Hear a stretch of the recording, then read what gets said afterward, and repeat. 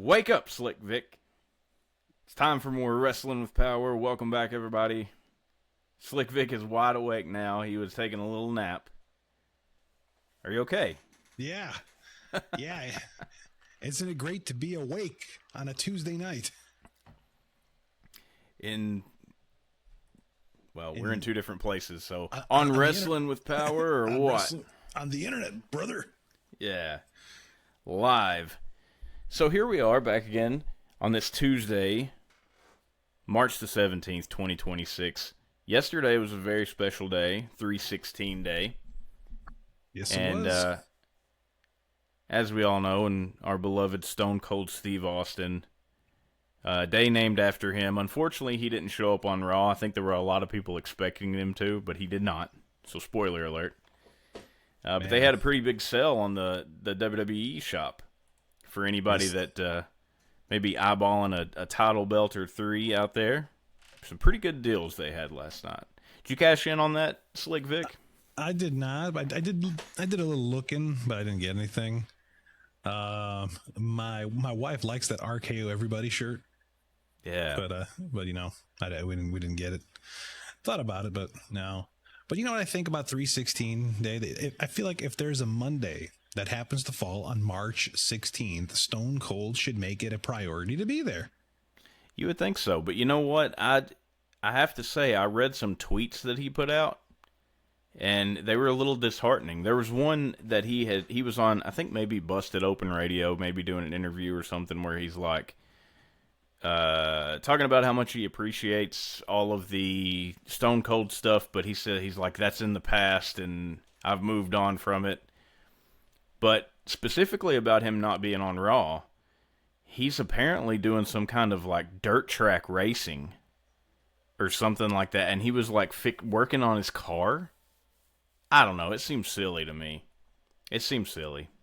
You know, he was saying for maybe for like 10 years before he had that match, or his last match, that he was done. It was out of his system. He was never going to come back again. So whatever he said a few days ago, I'm not saying he's going to have another match, but I'm saying he can make an appearance, come out, give somebody a stunner, drink some beers. I think you're right. I think maybe I'm with you, man. I think he should show up, especially considering, and maybe even the WWE was banking on him showing up because Raw was in San Antonio. It was right in his backyard. Well, I don't know. I think he moved to California, but didn't he move back now? Does he live in Texas again? He's in Nevada right now. I think he's somewhere near Vegas. Oh, okay. Well, never mind. But anyway, you think Texas, you think 3/16, it all lines up perfectly. Yeah, Stone Cold should have been there. The Broken Skull Ranch is in Nevada. I don't know exactly where, but he sold that ranch. Oh, he did? Yeah. He moved on from that. Oh, okay. Well, that must have been very recent. I'm pretty sure. Okay. Pretty sure he sold that thing. Yeah. What? And I had a what a burger with cheese, double cheese, triple cheese. Well, that was yesterday. Today is St. Patrick's Day. Happy St. Patrick's Day to all who celebrate. Absolutely. And I'm celebrating right now, Slick Vic, with a little libation mix that I have here in my cup. And, happy St. Patrick's Day. Other than giving me an excuse to drink, I don't know what else it's good for, but yeah, happy St. Patrick's Day. Yeah, it's a good time to drink. Anyway, ladies and gentlemen, we got a good show for you guys lined up today. For everybody that follows us on Facebook, I put a picture up a couple of days ago, something I've been very excited about, waiting patiently to come in the mail, finally arrived. And it is none other than the ultimate World Wrestling Entertainment Trivia book. And I also got this bad boy here, the Ultimate Wrestling Quiz Book. So each one of these are, by different authors. They talk about different things.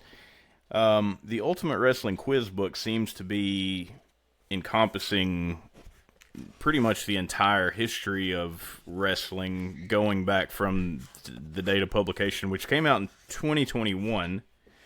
You got some New Japan stuff in there, some WCW, WWF, WWE, even the way back when in the very beginning, early days. And then this guy right here, the Ultimate World Wrestling Entertainment Trivia book. For those of you who are viewing, can probably see and guess about when this came out. I don't know how I ended up with a new copy of it, but 2002 was the publication date of this gem right here. So there's a little caveat to this. The WWE Trivia book will be obviously from 2002 going back, and that may actually play into Slick Vic's favor. It will. We know his wheelhouse, and this seems to be right up there with it. So we talked about it a little bit before we went on the air, and Slick Vic decided that he wants to try out the Ultimate WWE Trivia book first, which I pretty much guessed he would. But yeah, it should be fun. You sound so disappointed. No. I mean, I knew that you would pick this one for sure, and I'm actually happy that you did because, see, I may know some of the answers to this as well. I've not really looked through these books, whereas this one, you know, if we're talking about New Japan, we're probably both going to be in the dark. I don't know how much New Japan is in here. I think this one is still mostly WWE, but this one's all WWE, and it's from back in the day when we kind of both really was big into it in our younger days. So, looking forward to that. That will main event this evening's show. We also are going to be talking about SmackDown from Friday the 13th, the second Friday the 13th of the year, which has 3. Yeah, part 2. We're going to be talking about Monday Night Raw from, again, 3/16. And we're going to run back the WrestleMania 42 card predictions. So now that we've been a week removed from our card predictions from last week, we can take a look at that and see, were we right about anything? Were we on the right track? And do we have any new predictions this week? So that should be fun. An episode filled with fun, excitement, and games, and all that good stuff. And but first, let's talk gimmicks. So last week, I had a couple of gimmicks. I had a gimmick of the Legend of Zelda NES 3D printed map, which was really cool. You can get it on Etsy. And then when we realized about 3/4 of the way through the show that it was Mario Day, I had to pull out some Mario gimmicks. So that was a double dose of gimmicks last week. And I'm going to present once again this week my own gimmick. And he is right here. We're going to go ahead and get him up and out of the way because I want my title belt to be shiny and looking real cool. But this thing is very special. This is something that I wanted for a very long time. It is a Macho Man Slim Jim holder that you probably have seen in many gas stations and other types of convenience stores around your neighborhoods. It's made out of solid wood. It's carved. It's painted. It's got one of Macho Man's signature outfits. This one has him adjusting his glasses, and he's got sort of like a bandana on his head, and he's got the blue suit with the tassels. And yeah, I wanted one of these. And then I'll tell you something cool about these, Slick Vic, and you can see on the back of it, it says Slim Jim Collector Series 2021. I don't think you can purchase these anywhere. They send these to grocery stores or convenience store, gas stations, whatever. But that place has to buy so many boxes of Slim Jims, and then they get one of these to display the Slim Jims in. Of course, that's what it's for. But every year they come out with a new one. Now, I've seen 2 different designs. There's this one where he's adjusting his glasses. There's another one where he's got the cowboy hat on and he's in sort of a different pose. But every year there is a different outfit. He's got a different outfit on. So I've seen a few different colors of the cowboy hat one. I've seen a couple of the different ones of these. I asked people and bugged people constantly because I deliver milk. So I go to a lot of these stores. So I was constantly seeing these guys and begged people to give me one. And nobody would give me one. I ended up having to buy this thing for $50 off one of the guys that I deliver to. But I think he's sitting at about 2, 3, maybe even 400 on eBay right now if I ever want my money back. But I doubt I will, because this is the embodiment of a major childhood memory that I have. Macho Man when I was a kid, and seeing the commercials and eating Slim Jims and having my grandmother buy me Slim Jims every time we went to the grocery store because I wanted to feel like I was Macho Man. So there it is, ladies and gentlemen. Slick Vic. Beautiful. What do you think? What do you think? Yeah, that's a fantastic looking. I can't do Macho Man right now, but hey, that's cool, man. Did you ever like fill it with Slim Jims? Yeah, all the time. Anytime I buy a box of Slim Jims, I'll put them in there. That's cool. Yeah. Yeah, I mean, that thing looks really nice. You need one of these for your bar. It's got a hole in the back where you can like actually put like a nail and, hang it on the wall. Yeah. Nice. Good stuff, man. You definitely need one for the bar. Yeah. I love those commercials of, the Slim Jim commercials. I think we've quoted them here before. He's got the bag of chips. Chips. Ah, he like throws it on the floor. Gotta have beef. Art thou bored? Art thou bored? Beef and spice. Yeah. Yeah, but how cool is it? I mean, that even now they have, because, Macho Man's been dead for a long time, but they're still repping Macho Man. Even on the new commercials, he's, in the TV in the back. Yeah. Yeah, it's awesome. Did you ever see any of those commercials when Macho Man left for WCW? There was a couple times where they had, they did one with Bam Bam Bigelow, and they did one with Kevin Nash or Diesel.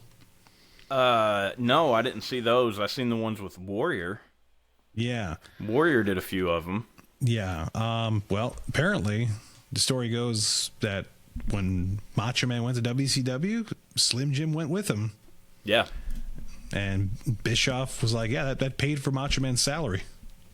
Yeah, of course. That was big news, and it's hard to articulate, of course, because we were young at the time, so everything seems much bigger and more important when you're a kid, I guess. But still, the level of, I guess, the level that reached, the promotional success of Macho Man and Slim Jim was massive. It was massive. You look back on some of them old WCW pay-per-views and stuff now, they got the Slim Jim everywhere. I mean, they do that now in WWE, but back in the day, that was unheard of. But now it's, it's crazy. We joke about it all the time. We talk about somebody pulls out a beefy, spicy table. Yeah. Because, you don't exactly see tables with Slim Jim written all over them, anywhere. Yeah. In your everyday life. What if you went to a picnic and somebody, pulled out a table that just had Slim Jim right on the top of it? Well, I wish this table I was on right now had, Slim Jim written on it. You would end up throwing somebody. You'd end up throwing the wife through it. You don't want to do that.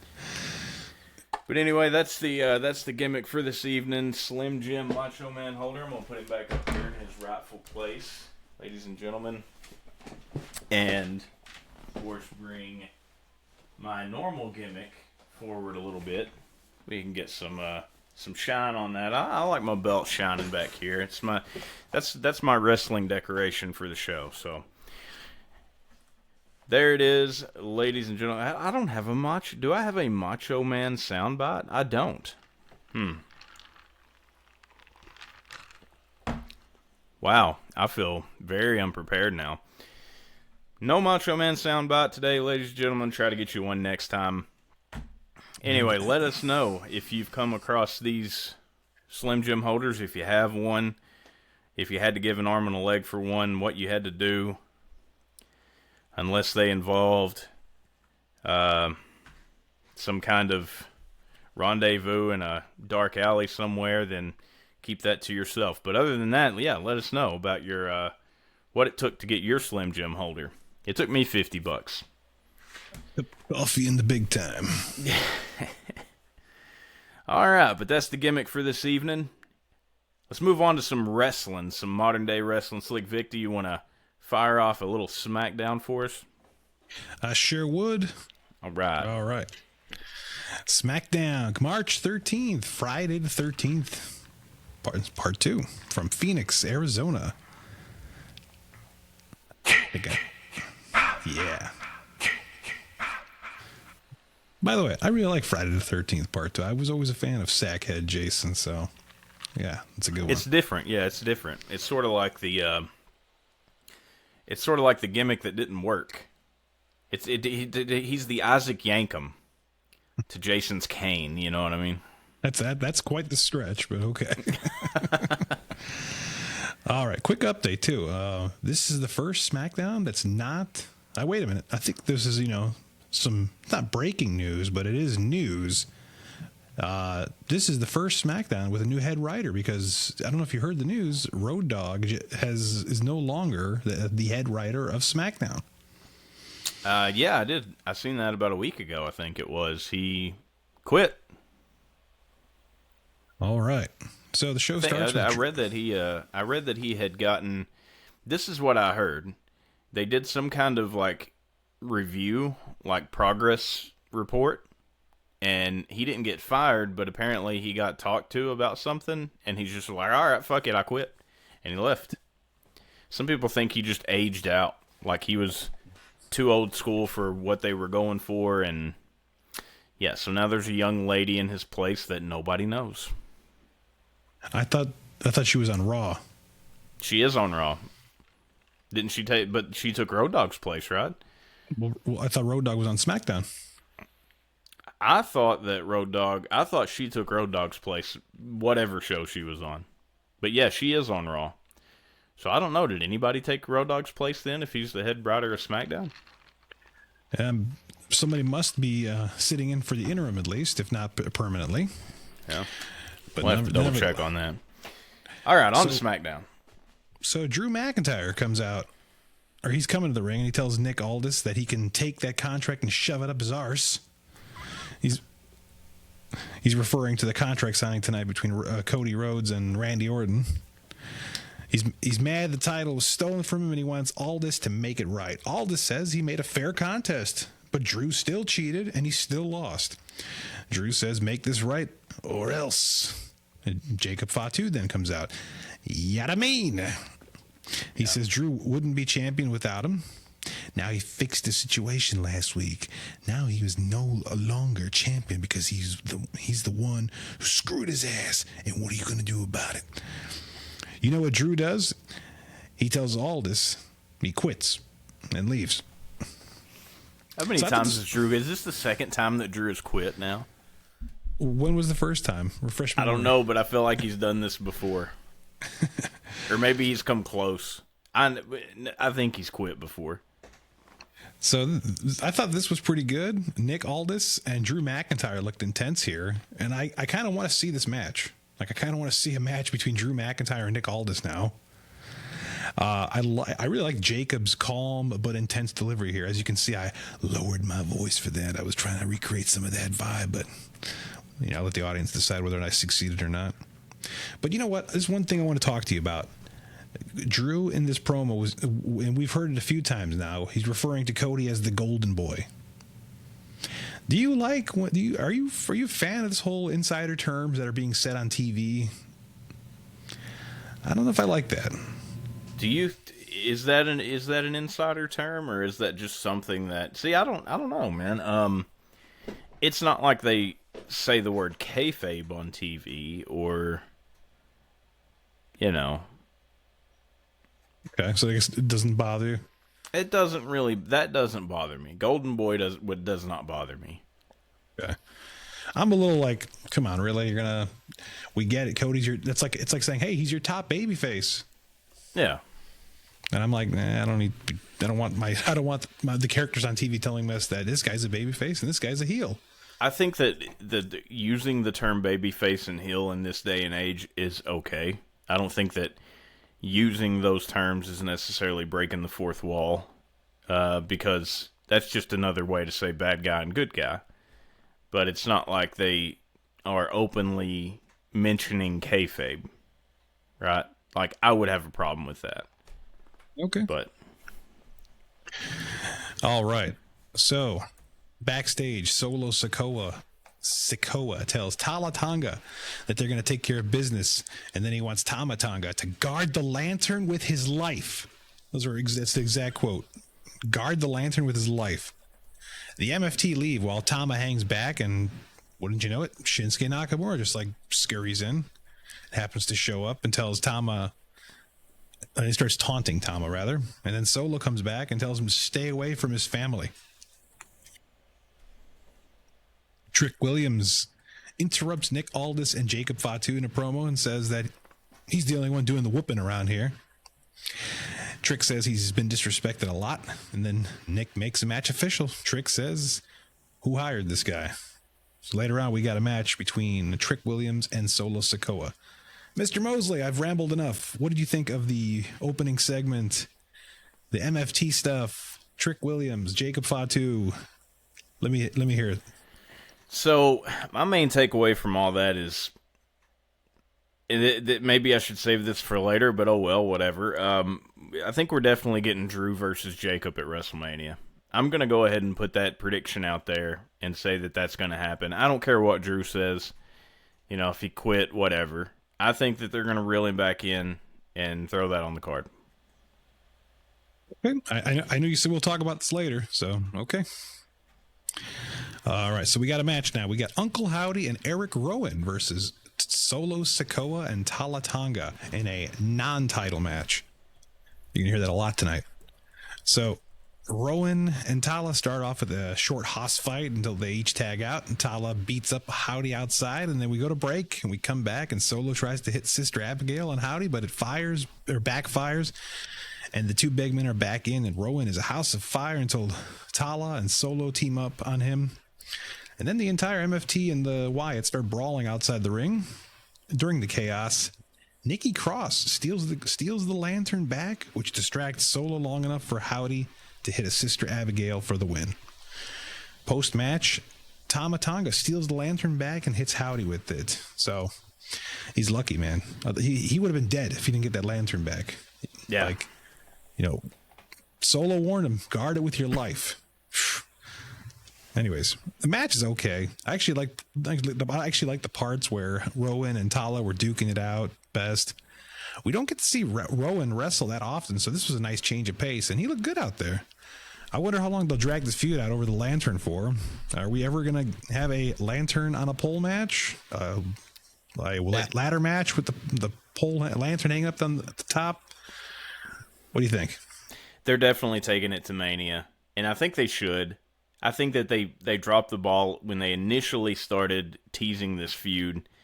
And so now they've circled back around to it. They've kind of course corrected. They're definitely taking this to Mania. We could throw that up as another prediction if we didn't last week, which we'll take a look at the predictions we had last week as well. But yeah, I could definitely see this happening at Mania. Like a 5-on-5 match? Yeah. Sure. All right. All right. Backstage, Damian Priest and R-Truth are talking about the match we just saw. R-Truth thinks the Judgment Day was in that match. Okay. Los Garza then show up, and they say that they only lost last week because they did all the heavy lifting until Priest and Truth came out. This sets up a match for later on. Kiana James and Julia taunt Tiffany Stratton. Seeds are planted for a future women's U.S. title match. And then we do got another match here. We got Jade Cargill versus Michin. Another non-title match. So, Michin attacks Jade from behind as we start, and it's fast and furious, including a suicide dive onto Jade. Jade hits a pump kick and takes over. We go to break, come back. Michin's back in and hits a tornado DDT and eat the feet. But Jade rolls outside the ring. Outside the ring, Jade powerbombs Michin on the barricade, which looked like it hurt. Throws her back in the ring. Choke slam, complete with a lick to the face. And then followed by Jade for the win. Post-match, Jade runs her mouth, says she's not afraid of Rhea Ripley and will win at WrestleMania. Rhea Ripley comes out, and then Jade evacuates the ring. Rhea says at WrestleMania, Jade will be her. You know, they just keep censoring it. I'm going to keep censoring myself, I guess. The match is okay. non-title or not, obviously we knew Jade was going to go over. And, one little thing I was going to say was I actually liked Michin's top. It looked very Mortal Kombat. Good stuff. Yeah. I approve. Did you enjoy this match or unenjoy it, or? I mean, it was all right. There was nothing special about it, and you'll find out Slick Vic, and sort of what I've been doing the last little bit with my Raw reviews is I will actually name some spots and things in matches that I think are either important or matches that I think were important. That were important to me, I should say. Whereas there's some matches where I'll just be like, this is how it ended. And everything else was just, out the window. This was one of those matches that if I was calling it, if I was taking the notes for it, would have probably just been an ending match. So, take that as you will. The ending with the face-off between Rhea and Jade, man, it just kind of sucks that, I'm actually excited to see that match. I think they've done very little to build up the hype around it, and I don't know what they're going to do from here going forward to try to make me want to see it even more, or, really, really want to see it. I'm curious more than anything about how that match is going to go down. Whereas on the other end of the spectrum, CM Punk and Roman Reigns obviously is the hottest feud in the entire company right now. They've done a really good job building that up. So, yeah, I don't know, man. That was my takeaway. I'm with you. I think they should pour some more gas on this feud. But, it's funny because I feel like if Vince McMahon was in charge right now, we'd have these weird storylines going like this, just to make up time to get to WrestleMania, where we'd be so confused as to why they're fighting by the time we got to Mania. Yeah, and I mean, they started to do sort of a good job whenever they were taking jabs on Twitter a couple of weeks ago. I don't know if you read into that too much, where Rhea was taking, or it was mostly Jade taking jabs at Rhea, and then it was the whole locker room got involved. Yeah, especially Piper Niven, because I don't think she knew what was going on, whether it was a work or not, so she started jumping all over Jade, and, Jade probably really does have some heat backstage, because she was just kind of pulled off the street, and now she is where she is. But, nonetheless, they had something when that was going on, and instead of pouring gas on it, as you say, they turned it around completely, and all of a sudden, the next week, Jade is complimenting people and playing nice, and so they had something there, whether it was intentional or not, they had something.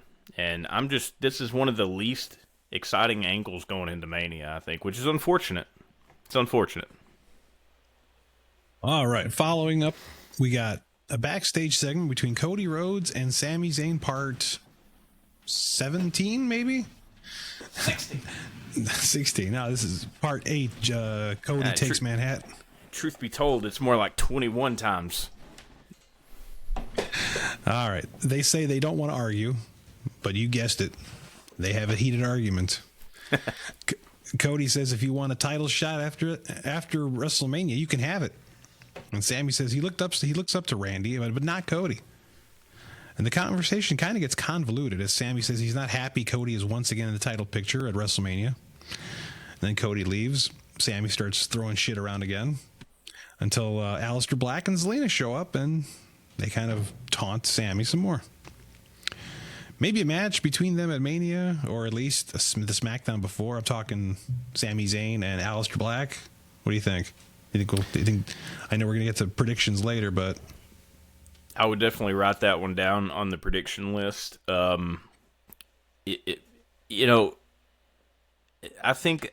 think that it means much to put matches on the SmackDown before.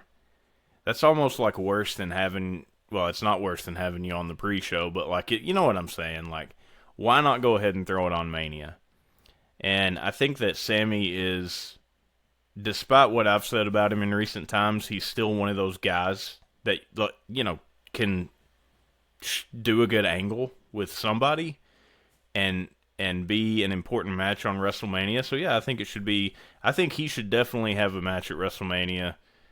Against who? I don't know. Aleister Black would be fine. Maybe that's where Sammy turns heel. He embraces the darkness.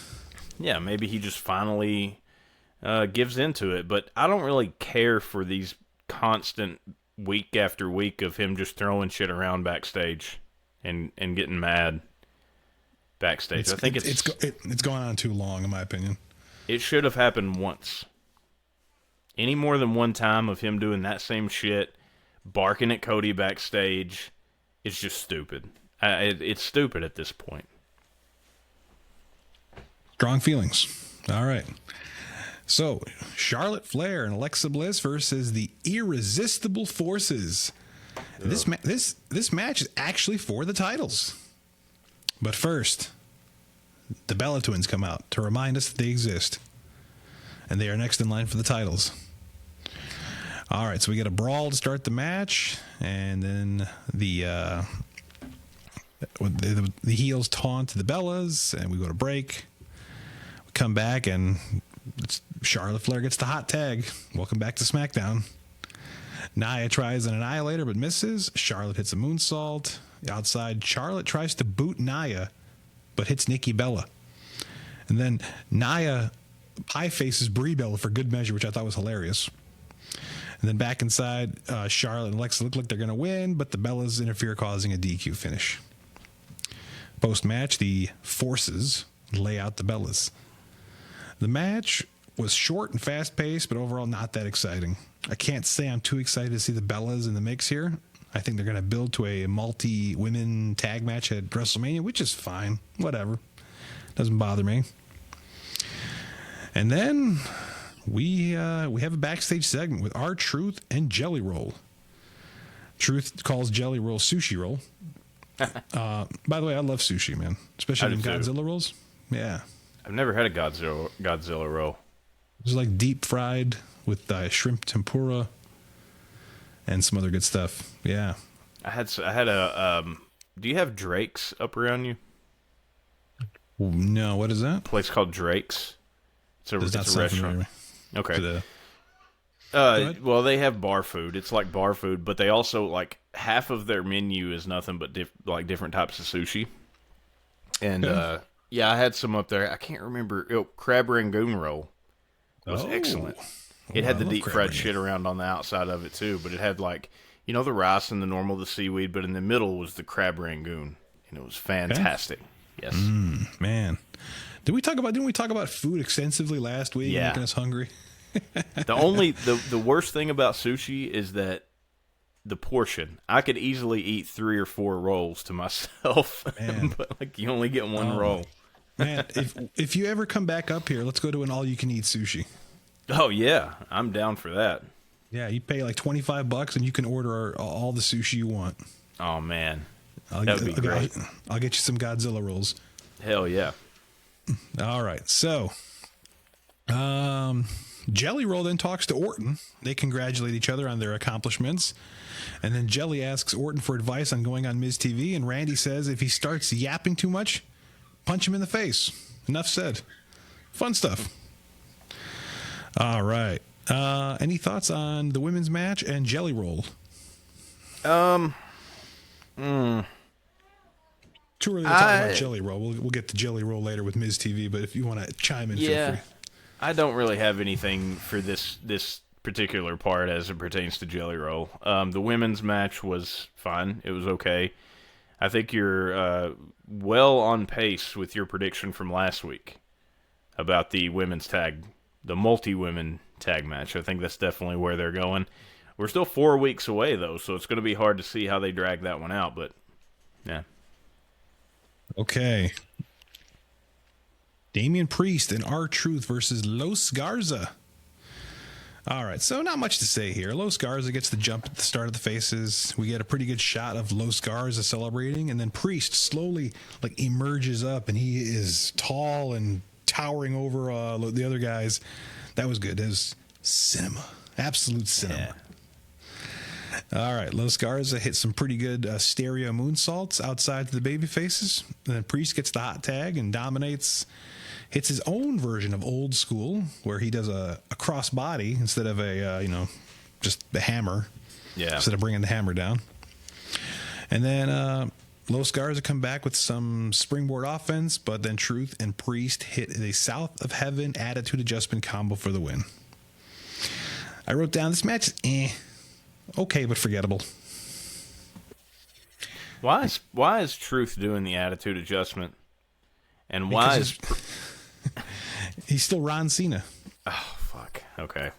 Did you notice he's still dressed like John Cena? Yeah. Okay. I guess it gives the crowd the opportunity to still go, "You can't see me." Yeah. I guess that's something. Yeah, I mean, I'm over it, but I want Ron Killings back. We didn't have enough Ron Killings. Yeah, he showed up for a cup of coffee, and he's gone. Yeah. So. All right. Backstage, the sad Johnny Gargano saga continues as Candice LeRae and Alex Shelley say they got to get him back to Johnny Wrestling. And Candice wheels Johnny away. Chris Sabin then shows up, and Shelley apologizes about last week. Are you holding up a heart? Woo! Yeah, it was. Yeah, go ahead. My bad. Hold up your hearts again. Sorry. That's a song by a band called Fellowship. Anyways. Alex Shelley apologizes about last week. He says there's a lot of history between him and Johnny. And then Chris asks, are you still committed to the Motor City Machine Guns? Because next week you'll have to prove it when they face Fraxium. All right, I'm in. I'm fine with that. And then Danhausen comes up to The Miz and gives him his best-selling T-shirt to wear when he interviews Jelly Jam. Miz is pissed that Danhausen has his own shirt.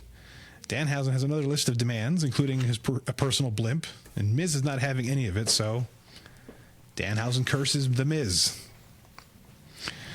All right. The Miz TV begins, and The Miz's mic goes out immediately, and he has to grab a new one. I was wondering if that's part of the curse or not, or was that just an actual power outage or a bad mic? I don't know. I like to believe it's Danhausen. Maybe there's more to that curse than meets the eye. All right, so Jelly Roll comes out, and he says he can't wait to watch WrestleMania. The Miz offers Jelly Roll his mentorship. Jelly says no. He says The Miz always stabs his partners in the back, Bubba. The Miz makes fun of Jelly Roll and takes credit for his weight loss. Jelly Roll doesn't take kindly to it. And then Miz says he liked him better when he was fat. He's fat. Just as they're about to fight, Kit Wilson comes out and he calls Jelly Roll fat-phobic and then eventually toxic. Jelly Roll goes to punch Kit Wilson, who ducks, and he hits The Miz. All right, this was fun. Everyone here was entertaining, including Jelly Roll. I still think he'll have a match at Mania, and I'm fine with that. I had a prediction last week. I don't know if it's still going to go in that direction, but we'll definitely talk about it. What say you, Mr. Mosley? Any thoughts of Johnny Gargano, Danhausen, and Miz TV? Anything at all? Danhausen's always fun. Miz is... I kind of like what Miz is doing these days. I think they found a good niche for him. But I'm really just waiting to see how your prediction goes for Jelly Roll later. And how because, like you said, you did make a prediction last week. And, yeah, so we'll see. We'll revisit that and see if it's changed at all. Okay. Backstage, Johnny Gargano, Ilya Dragunov and Carmelo Hayes have another weird segment about where Melo wants Ilya to challenge him, but Ilya just says he can't do it because he's struggling from within. Yeah, I'm not feeling this. No.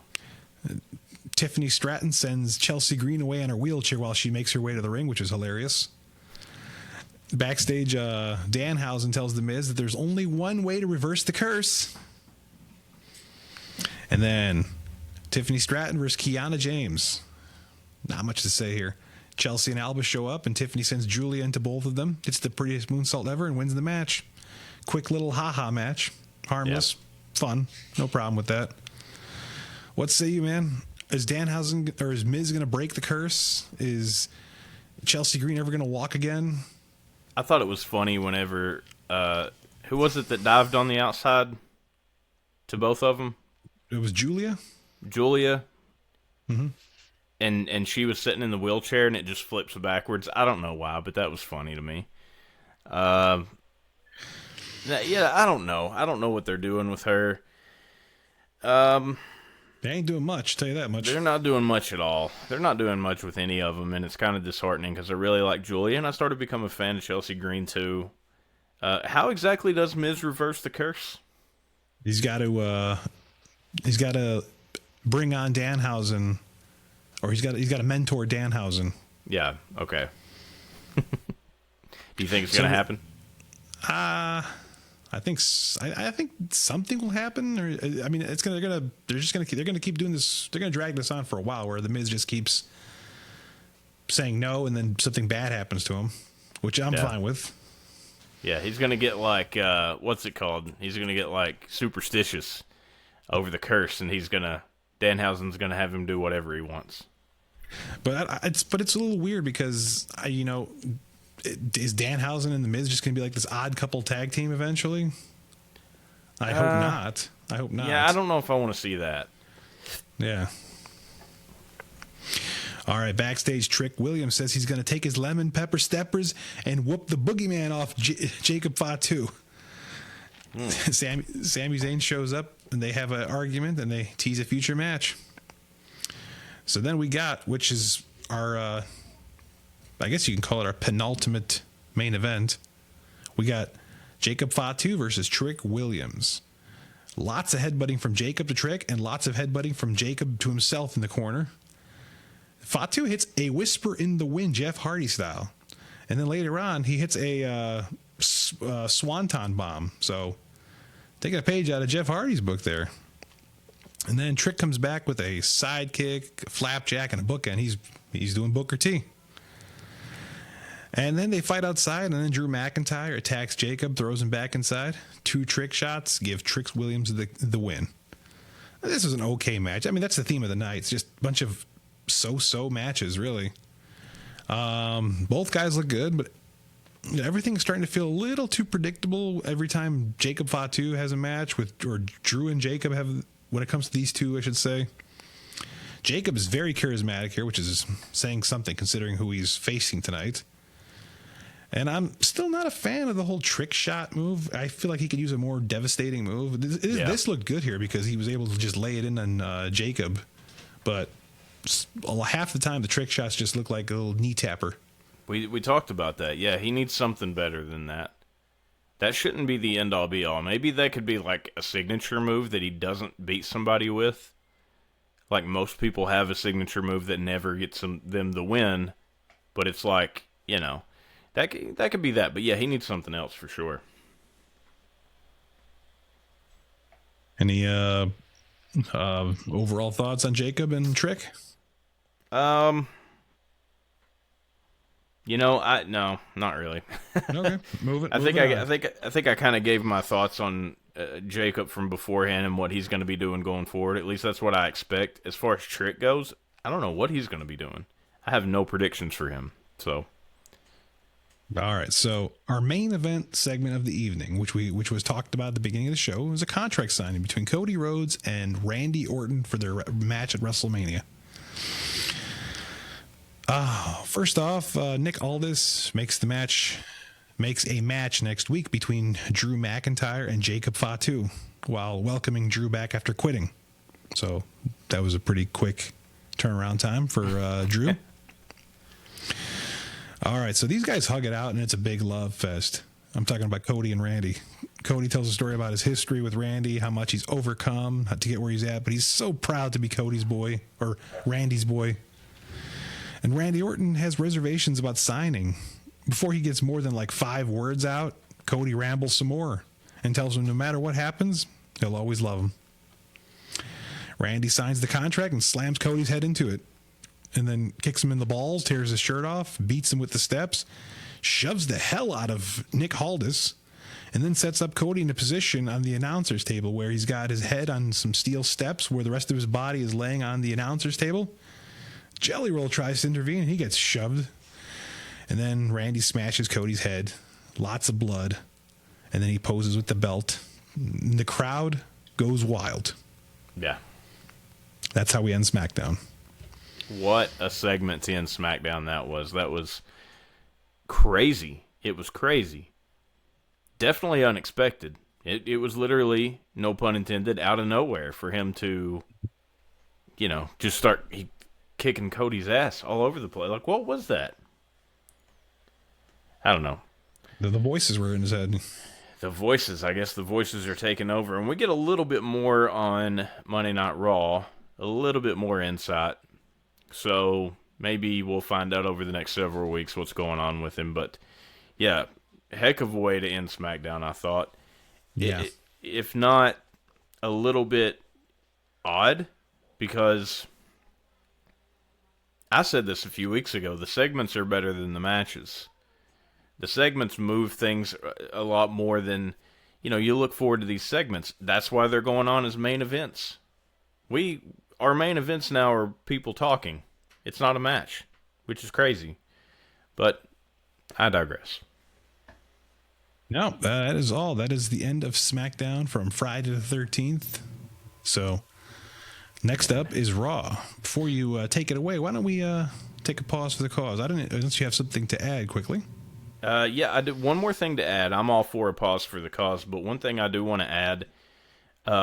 Once again, no Jason references on SmackDown. So, man, if Corey Graves was on commentary, we would have got some. We would have got some, yeah, for sure. But that's all. That's all I have to say. We'll take a pause for the cause, and we'll come back with some Monday Night Raw here in just a few moments. All right, everybody, we're back from that pause for the cause, and what a cause it ended up being. We'll get into that maybe some never.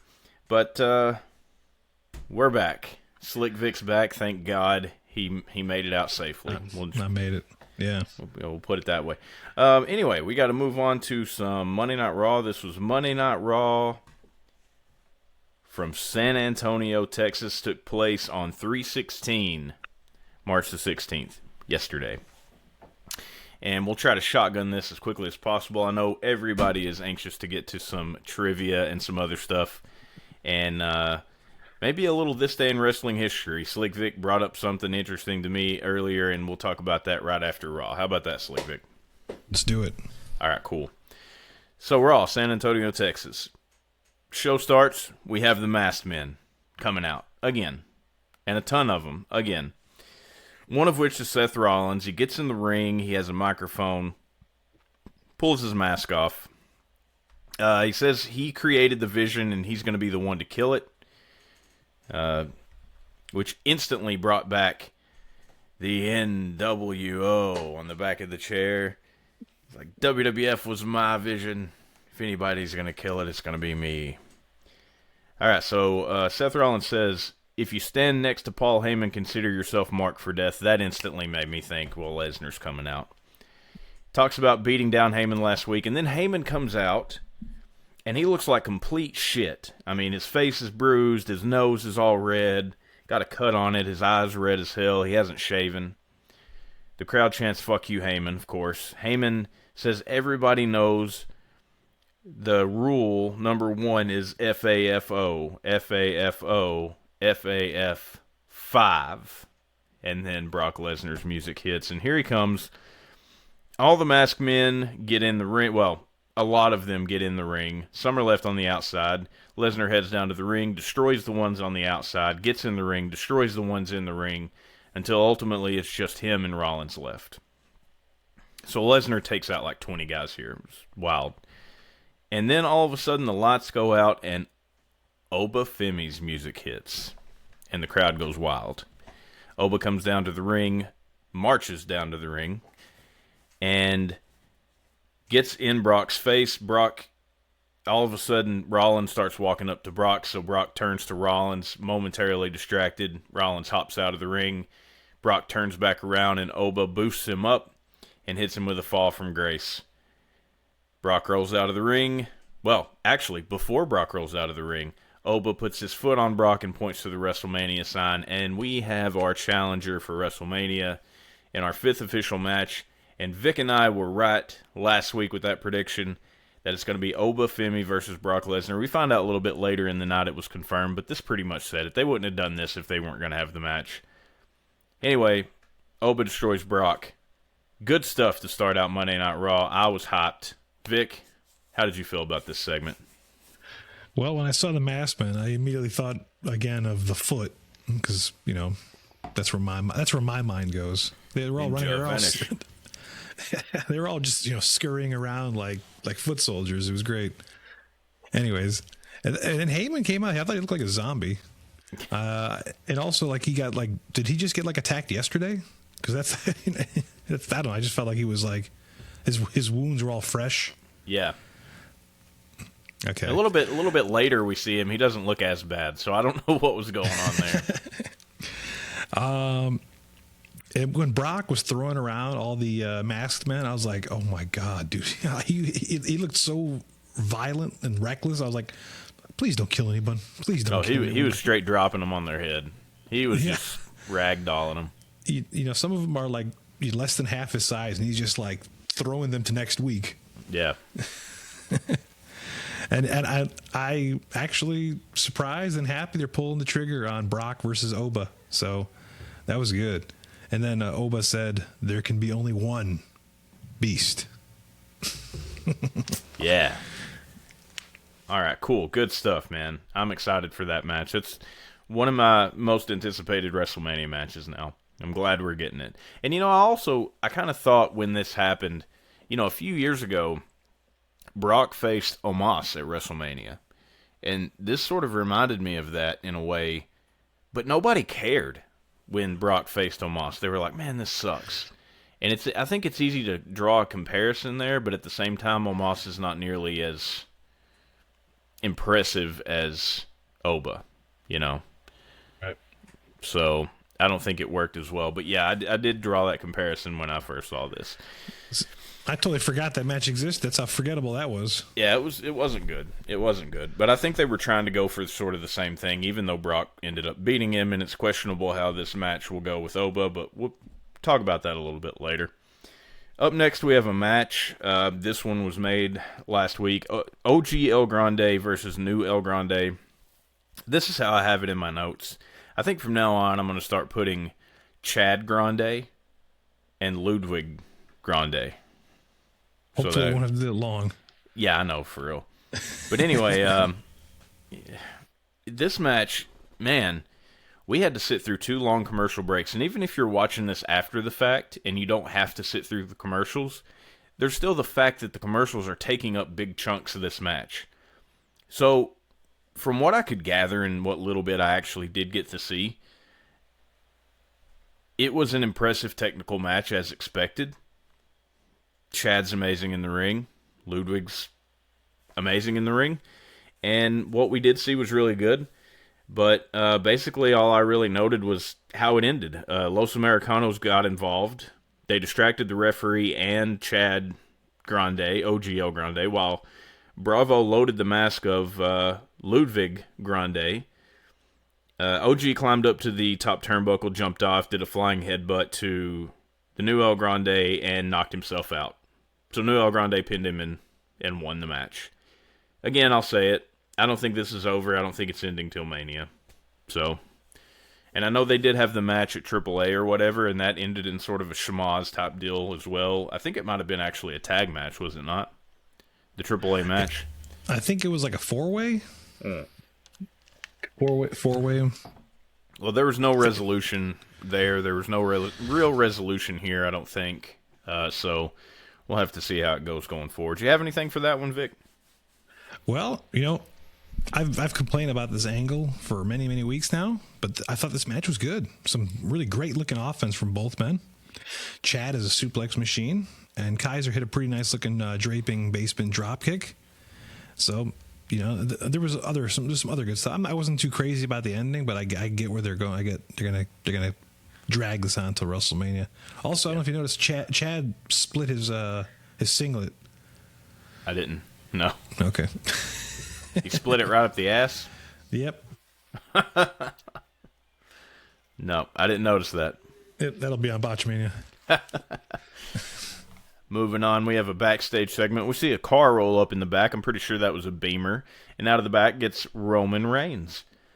He meets the Usos backstage. Reigns looks into the camera and says all his family should be offended by what CM Punk said about his father last week.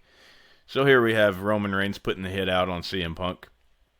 And it looks like the Reigns and the Usos are back on the same side now. At least this segment would have us believe. We move on from that. I think there's another big commercial break and some other crap, but we have Reigns and Usos are in a room now talking more trash about Punk. Reigns says he doesn't care about being called a part-timer because he gets to be a full-time father. Can't argue with that. He's kind of got it made. Says he doesn't need an apology from Punk, but the Usos do, and he's going to go get it tonight, and he walks off. All right, and from that, we have a Women's Intercontinental Championship match. AJ Lee, the champion, versus Bayley. Bayley won the right to have this match this week. So here we go. AJ goes for a few quick pins early on, gets 2 counts, hits a flying crossbody and a drop kick to send Bayley out of the ring. They get back in the ring, and AJ stays on the offensive with a bridging hammerlock submission. I thought she was doing really good in this match, and I thought that submission looked great because she got it on and then moved out of the bridge but kept the hammerlock on, and that was really good. Bayley eventually broke out, though, with a big elbow strike to AJ. Then she dropped AJ with a cutter across the ropes. We go in and out of another commercial break. AJ Lee is on the offensive when we come back, but Bayley gets her in a half crab, followed by a running knee strike for a couple near falls. Bayley hits a Bayley to belly, but AJ kicks out at 2. AJ hits a Shining Wizard and goes for the Black Widow, but Bayley counters it into a sidewalk slam. Bayley then climbs up and goes for her flying elbow drop. AJ moves out of the way, which allows AJ to get back up and get the Black Widow on Bayley in the middle of the ring, and Bayley taps out. So, still, your Women's Intercontinental Champion, AJ Lee. When we come back from, I don't remember if it was a break or not, but anyway, it cuts away, we come back. Becky Lynch is beating the shit out of AJ outside of the ring, ends up hitting her in the face with the title belt before walking off. Alright, Slick Vic, anything on the backstage segment with Roman Reigns, the Usos, or the Women's IC title match? Well, seeing the OG bloodline back was actually kind of nostalgic. I liked seeing them play off each other again. Roman talking about being part-time is interesting. I don't know if I was supposed to get him sympathy where he was like, I'm a full-time father now. I'm like, okay. Anyways, I thought the match with Bayley and AJ Lee was actually really good. These two had a heck of a match. There was some good back and forth action, some good counters and near falls. They did a good job with the pacing. But I knew AJ wasn't going to lose here, and I pretty much expected Becky to show up, and that's exactly what happened, and I'm fine with that. I think we talked about a rematch between these two at WrestleMania in our predictions. So yeah, I thought this was a good match. All right, sweet. I'm looking over it right now. I don't actually have that wrote down on the predictions from last week. We may have mentioned it and I forgot to write it down, but we'll definitely put it on the predictions from this week because I think you're right. I think that's definitely the way it's going. So I think it'll be a gimmick match too. Okay. I don't know what kind of gimmick match, but maybe a I don't know. Hell. Maybe a street. In a cell. I think maybe like a no DQ type match. Okay, yeah. Makes sense. From the Women's Intercontinental title match, we go to the Men's Intercontinental title with Penta, the champion, versus an opponent as of yet unnamed. So he comes out to the ring, and then we get the music. We find out it's going to be Dragon Lee. And Slick Vic, I'm pumped about this. I'm like, this is going to be fantastic. We get some great high-flying action from both opponents, as expected. But again, we get hit with the curse of the commercial breaks. Unfortunately, we have 2 long commercial breaks that I feel, with a match like this, absolutely kills the pace. You're expecting high-flying action, high speed, but then it's cut, and you're watching commercials. And then you get back into it, and then it's cut, and you're watching commercials. And I don't know if they realize how much this kills the quality of these matches for people, especially me. Coming back, though, we get some more back and forth. Dragon Lee hits a Styles Clash for a 2 count, and the announcers point out that he's paying homage to AJ Styles. Penta hits a Penta Driver and gets a close 2 count. Dragon Lee hits a super kick to Penta, who's coming off of the turnbuckle towards the apron, then follows through with a flying dive to Penta across the announce table. Dragon Lee gets Penta back in the ring, hits the Operation Dragon, but only gets a 2 count out of it. Out of all that offense, the announce table, the whole 9 yards, still only gets 2 count. And in the end, Penta manages to hit a Mexican Destroyer and pins Dragon Lee for the win. So we have Penta retaining the Intercontinental Championship. Slick Vic, any thoughts? It was a good battle of one-upsmanship. Lots of fun. Good lot of tit for tat. The Styles Clash from Dragon Lee was a good touch. The distance he got on that suicide dive was crazy. The only thing I don't like was, Dragon Lee hit all these big moves, and then hits his finisher, and then Penta kicks out, and then Penta immediately hits the Mexican Destroyer afterwards and wins. Other than that, it was a really good match. A lot of fun. Yeah, I thought that ending was kind of weird too. Like, that was a lot for him to kick out of. Yeah. But not only kick out of, but just instantly, within the next 10, 15 seconds, hit the Mexican Destroyer for the win. So, yeah, it was kind of weird. After this, we have a backstage segment. We have Paul Heyman and the Vision backstage. Heyman says that they have no leverage, and they need titles. He suggests Austin Theory and Logan Paul go for the World Tag Team Championships, and they agree. Then we have a match, Maxine Dupree versus Natty. So this is continuing this feud. The only note I have, Natty beats Maxine with a sharpshooter. That's pretty much it. I have that note, but I have one extra note because Natty hit Maxine hit a move that some might describe as perfect. But did she pin at the end of the move? No, she did not. I guess, so you're telling me this is not, it's just a fisherman suplex? It's not the perfect I am of the opinion that a fisherman suplex with no pin is just a fisherman suplex. You have to keep it held in to be perfect. And, then you might, but you know what? I think it's been a little while. Maybe we can fire off some music here if I can find it. Is this it? Yeah. The good old WWF Royal Rumble version, which seems to avoid copyright.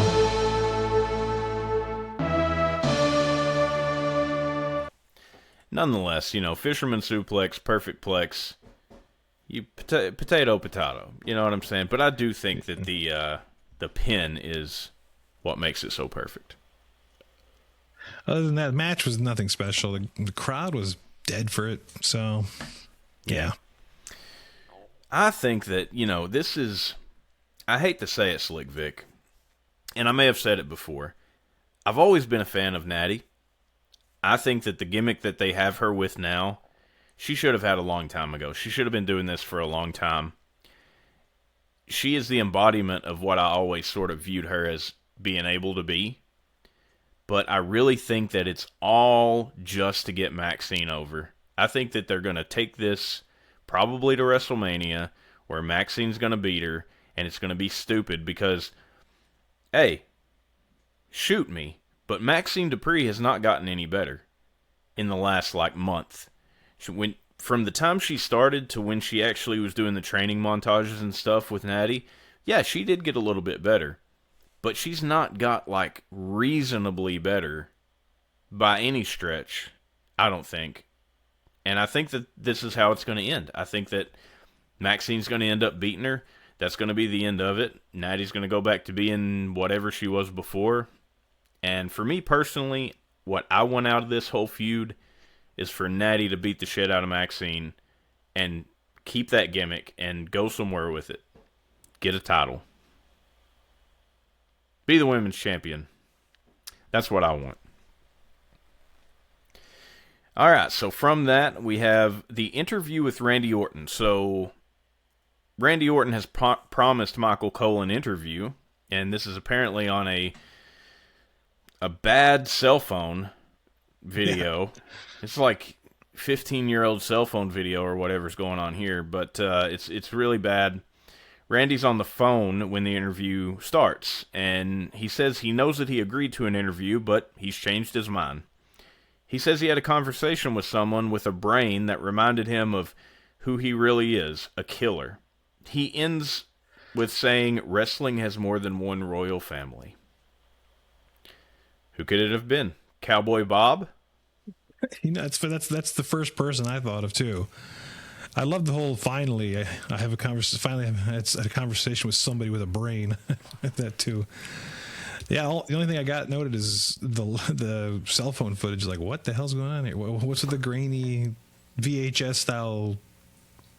I mean, it's not even VHS style because that would be the Wyatt 6. But this is just like you said, just this really was dial-up connection.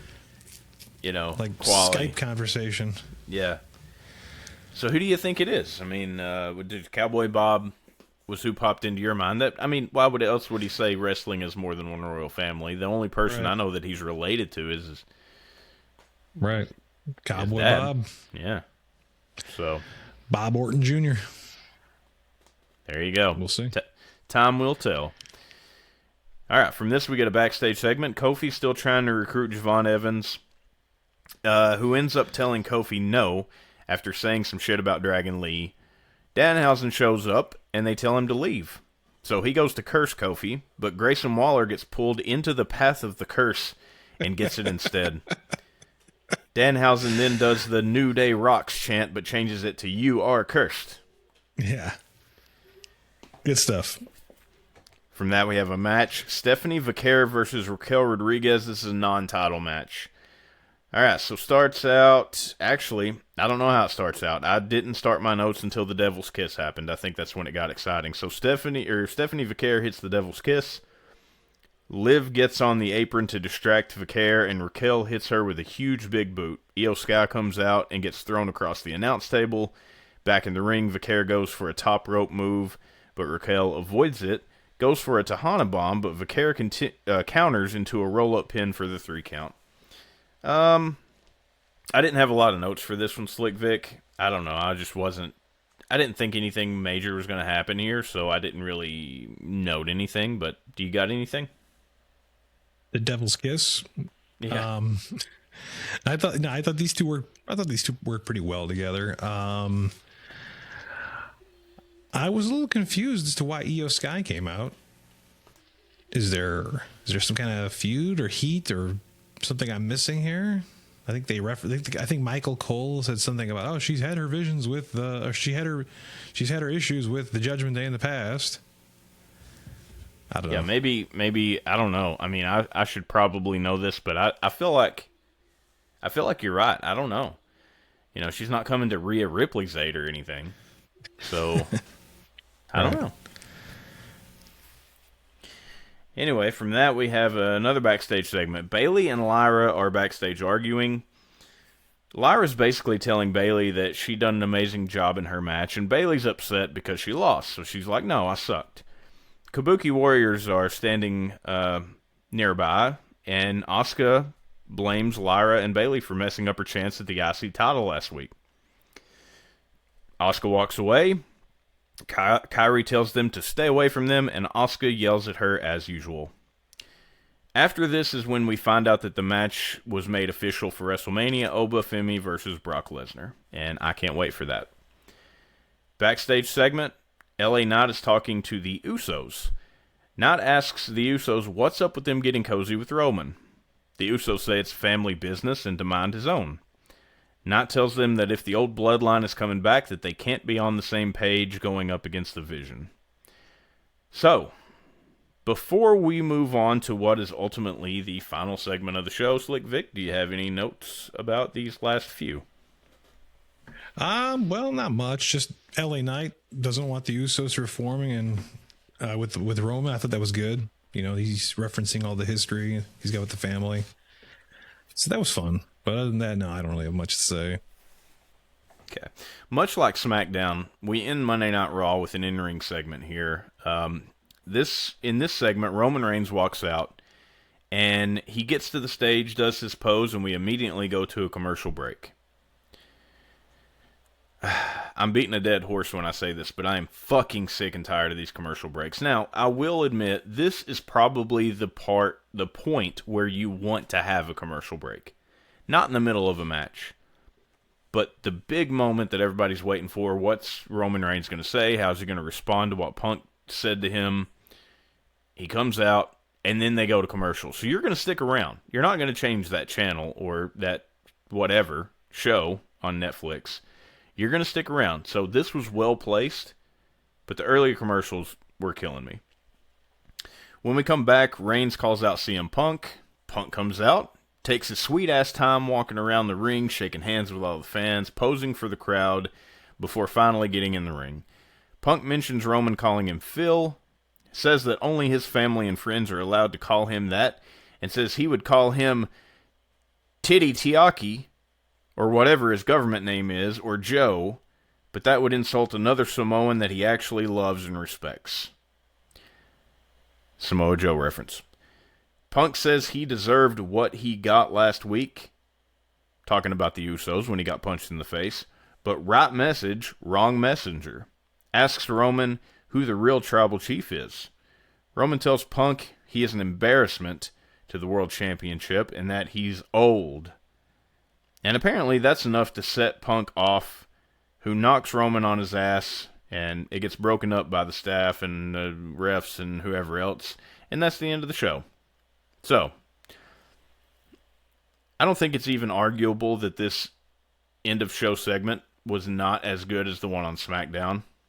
The match between Punk and Roman is already being built up as one of the best matches on the card, but I think SmackDown's world title match now is, you know, they're catching up. They're catching up. Maybe even getting a little bit ahead of them. Because I don't think this one just didn't do it for me, Slick Vic. What do you think? I loved it. I thought it was fantastic. I like the Samoa Joe reference. Titty Tiaki.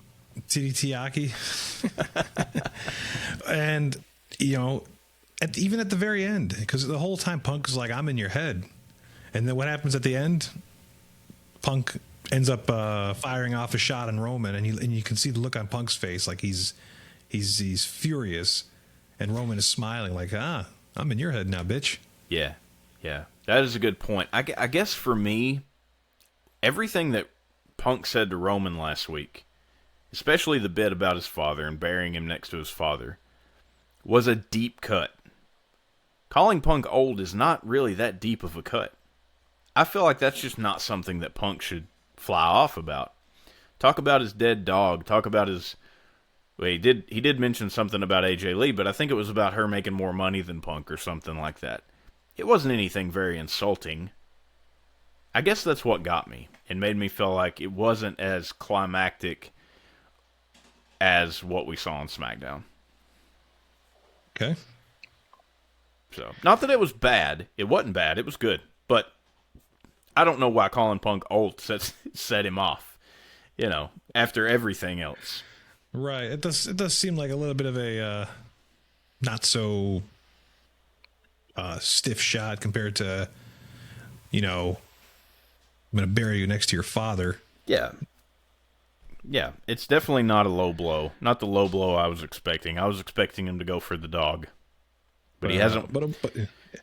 But overall, it was really good because you did touch on a lot of the quotes. I don't need to go over them. In fact, I don't even have them written down. I was just going to say go watch the promo because I thought it was really good. It is really good. Yeah, any of these promos that happen at the end of the show, ladies and gentlemen, we can't name them quote for quote. That's just not going to happen because we're trying to watch it at the same time as we're taking notes. So we may get some points here and there off. But we're trying to watch it and enjoy it too. At the same time, it would be impossible for us, even if we got it word for word, to reiterate the feeling of watching it. So it's much better for you guys to just go watch some of this stuff if you haven't already, which I'm sure you are. If you're here listening to this, you've probably already seen it. But, yeah, that was Monday Night Raw. So, okay. Good shit, pal. Good shit, pal. All right, so this day in wrestling history, we got something. Slick Vic's got something for us. I got one thing. I'm sorry. You want to? I was just going to say, in your time away in that pause for the cause, I guess what you were really doing is some intense research on this day in wrestling history.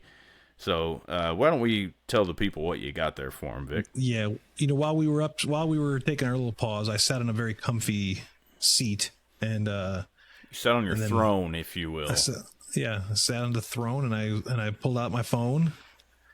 And today, March 17th, St. Patrick's Day 2002, WrestleMania 18 happened.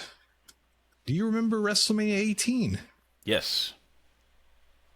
There's usually only one match that comes to mind when it comes to WrestleMania 18, which might be one of the top 5 greatest WrestleMania matches of all time.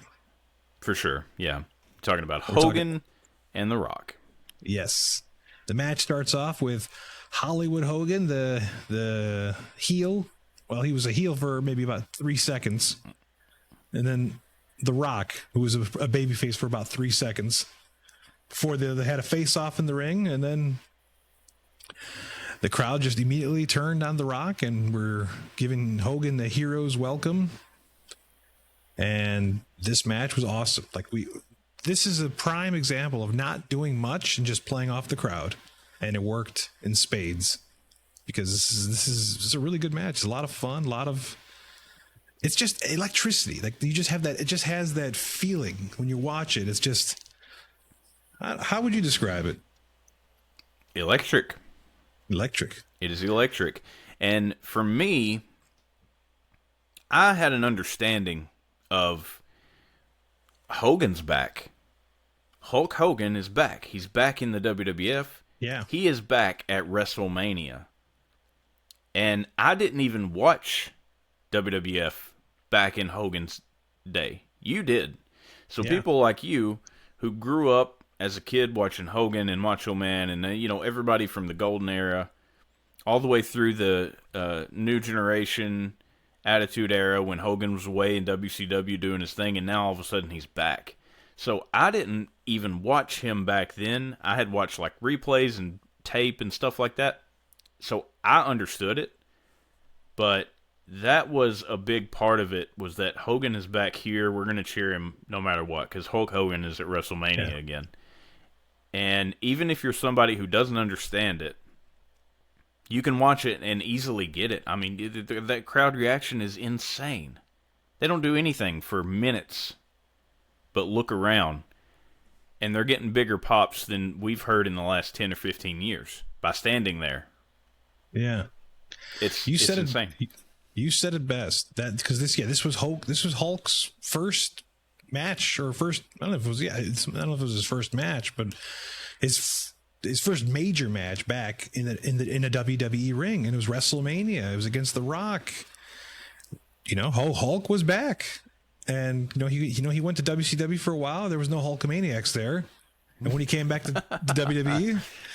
And he went to Toronto, the Sky Dome. It was full of Hulkamaniacs. He went to WCW and was like, "There's no Hulkamaniacs here." No, but you see, even when they're standing in the ring, there's people holding up the big giant signs of Hulk Hogan from back in the day, like the face. I can't explain what the picture is, but I'm sure you know what I'm talking about. Because this is the same building he fought Ultimate Warrior at WrestleMania 6. Yeah. And he lost. Yeah, he did. Just like he lost tonight too. Hulk doesn't have a good record in Toronto. I like Edge's promo at WrestleMania 24 where he's like, "I was sitting in the crowd. There's my hero Hulk Hogan. He's facing Ultimate Warrior title for title, and he lost." And then he goes on to talk about how he's going to break every kid's spirit when he beats the Undertaker tonight for the world title. That was a good promo.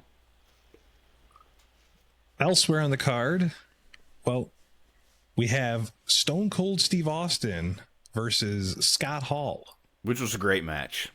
That was a great match. I liked it a lot. Okay. It's been a while since I've seen it. I just remember the stunner at the end with great stunner. Scott Hall jumped up into the heavens and then fell back down. Yeah. And I mean, this was sort of the same thing where obviously it wasn't as big as Hogan being back, but it was Razor Ramon being back. And he's fighting Stone Cold Steve Austin. I mean, it's still, they're their NWO version, but like there's no way to put them in this situation and not view them as their WWF character in a way. Yeah. It's a little, I remember all the hoopla. Austin's talked about this too, where he was not happy here, and you can see it in Austin's face. He was just not having a good time. And this led to him walking out not that long later. This was the start of his just unhappiness, his general unhappiness. Yeah. All right. And then elsewhere on the card, we have The Undertaker getting his 10th WrestleMania victory against Woo! Slick Rick. Woo! Yeah. Undertaker beat Ric Flair. And what I thought was a pretty decent match. I remember Rick bleeding all over the place. Oh yeah, for sure. Of course. This was during the Biker Taker era. But it was a good match. Let's see. Edge and Booker T had a match over a shampoo commercial, if I'm not mistaken. I don't know if that rings a bell to you. Yeah, I remember the promo where it was like Japanese shampoo or something. I think so. It was hilarious. There's a promo Booker does where he's like auditioning for the commercial. I'm gonna have to look that one up. This WrestleMania had also one of the biggest missed opportunities outside of Undertaker and Sting, because this WrestleMania had both Kurt Angle and Mr. Perfect on the card, and you didn't have them face each other. Yeah. And so Kurt ended up facing Kane, but man. And Mr. Perfect was in the pre-show match, teaming up with Lance Storm and Test to face Rikishi, Scotty 2 Hotty, and Albert. What a waste of Mr. Perfect. I know. You had Mr. Perfect and Kurt Angle on the show. You could have had a slobber knocker. And then lastly, I mean, there's other matches on the card, but lastly, let's quickly talk about the main event, because nobody ever talks about the main event at this WrestleMania. Which was Triple H beating Chris Jericho for the Undisputed Championship.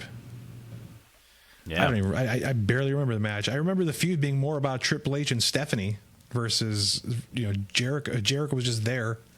Yeah. That was a horrible. That was almost a no-win situation to go on after Hogan and Rock. Yeah. There was you couldn't have. Nothing was going to get over after Hogan and Rock. Yeah. So unless you have anything else you'd like to talk about this WrestleMania, that was this day in wrestling history. Well, I want to talk about this Booker T. Now, this is a 3-minute commercial here, but I found it. Let's see if we can pull it up. So usually listen to some YouTube. Oh, somebody doesn't have YouTube Premium. No, definitely not. I ain't paying that shit. See, I know the people from that Japanese shampoo commercial. They'll be here any minute now. And I took the liberty to write my own script. And once they hear this, they'll make me their new spokesman. But I want your advice on this, because check it out. Yo, Japanese people, what's the deal with your nasty hair? Just because you know Kung Fu, doesn't mean you know shampoo. But that's all about to change, thanks to new Yakamoshi shampoo. It won't make your hair look as good as mine, but you gotta start somewhere. How you like that? He's talking to Jerry.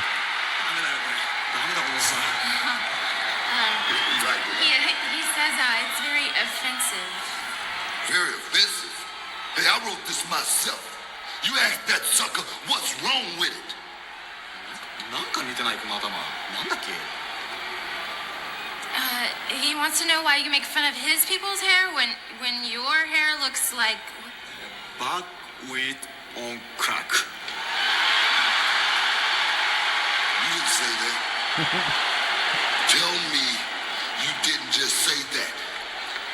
You know what? All right, there we go. That's good enough. Japanese people, you may know kung fu, but you don't know shampoo. That's the only thing I remember about that whole thing, man. It was funny. Good stuff, Slick Vic. All right. So that's been a little impromptu this day in wrestling history. What do we got left on the docket for the people here, Slick Vic? Let me see. Do we have any more WrestleMania predictions we want to throw We got, on the... well, yeah, we got, so last week we did WrestleMania 42 card predictions, and we're going to run that back, and we're going to do that as many weeks as we can to talk about and maybe add to and see what we got right, see what we got wrong. Like I said, add to the WrestleMania 42 card.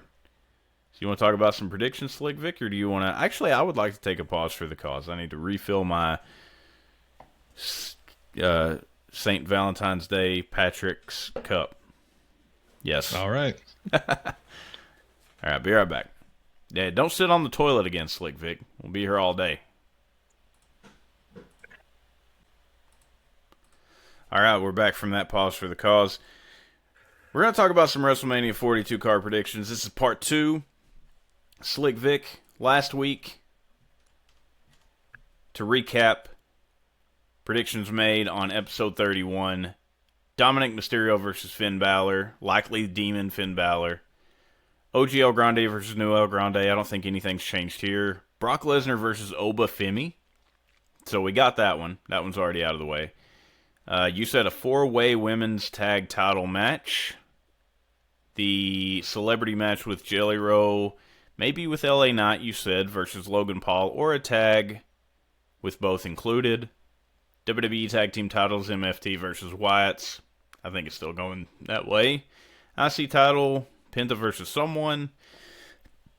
And then Chris Jericho versus someone, or at least a Chris Jericho appearance. So that's what we got on the docket last week. And we nailed one of them, and the other ones are sort of still up in the air.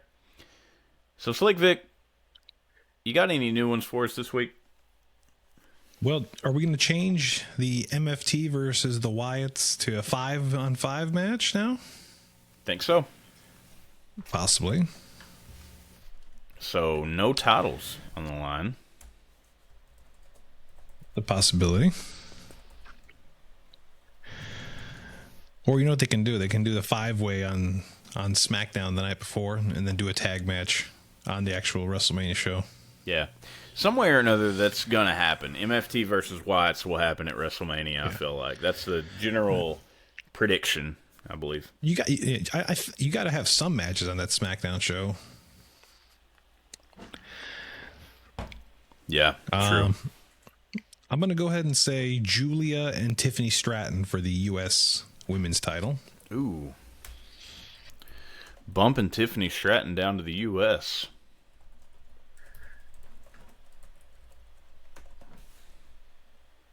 Okay. Here's an interesting question. I actually spoke with our Hyrulean friend. Yeah. What do we do with Gunther? That's a good question. Yeah, they haven't. I mean, we've seen Gunther beat up Dragon Lee a few times, but since then, what do we do with him? Obviously, I mean, I think Gunther right now is all about beating legends, and I think there was some talk about him versus Brock Lesnar, but that's not happening anymore, and I didn't think that was going to happen at all. But who do we have Gunther face? Well, I wouldn't rule out Gunther versus Lesnar. Just obviously, it's not happening at Mania. Yeah. But I don't know. I mean, where has he been really? Where was it? He wasn't anywhere this week. Yeah, like I said, last time we saw him, he beat up Dragon Lee. Did he beat up Dragon Lee, or did Dragon Lee beat him up? No, I don't remember. He beat up Dragon Lee. Put him in the sleeper and knocked him out. So He maybe he ripped his mask off yeah, too. yeah, and he tapped out. Yeah, that's right. So maybe I don't know. Maybe Rey Mysterio comes back to fight him. I don't know. Ooh, if Ray's healthy enough, okay. I don't think he retires Ray though. But you think Gunther versus someone? Yeah. We can leave that as a question mark for now. A mystery opponent. I think you're onto something there. I mean, it's starting to get to where there's going to be a lot of matches, but I'm fine with that. And, of course, Gunther is somebody who's been heavily involved lately, and you would think you want him at WrestleMania, right? So I think he definitely deserves a place on the card. And then, what about Seth Rollins? You know, I don't know if Seth's going to be completely medically ready to go by the time Mania comes around. That's true. That's definitely something to consider. Because, yeah, I mean, we mentioned, you know, if they go with the Vision versus, you know, I'm also doubting now whether or not Logan Paul and Austin Theory go after Jelly Roll, because now Heyman has directed them towards the Usos. Unless that's just something to do until WrestleMania. It could be, yeah. Maybe Seth continues to cost them, you know, matches, gets involved. Maybe they get a tag team title match. Seth costs them the match, or LA Knight costs them the match. Maybe it's Seth and LA Knight versus the Vision. You know, if he's medically cleared, I don't know. Possibility. Yeah. Let's see.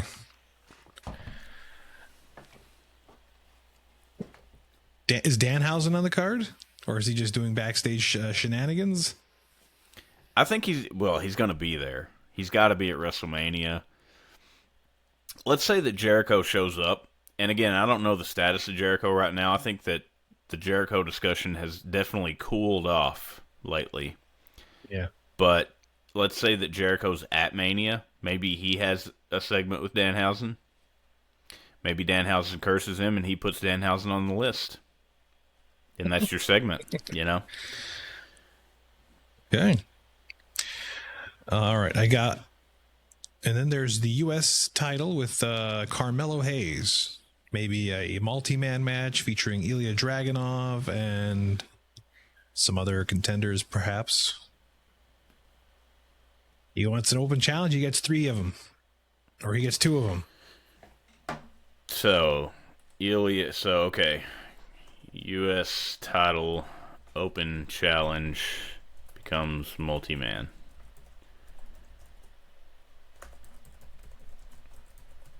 Now, right now, we have penciled in Finn Balor versus Dominic Mysterio, right? That was one of the predictions from last week, yes. Now, I don't know if you saw this. Dominic posted on social media recently that he wants a rematch with Penta for the IC title, and he's willing to put his hair and mustache on the line. Okay. That would be an interesting draw. That'd be an interesting conclusion. What's it called? A stipulation, I should say. That would be, yeah.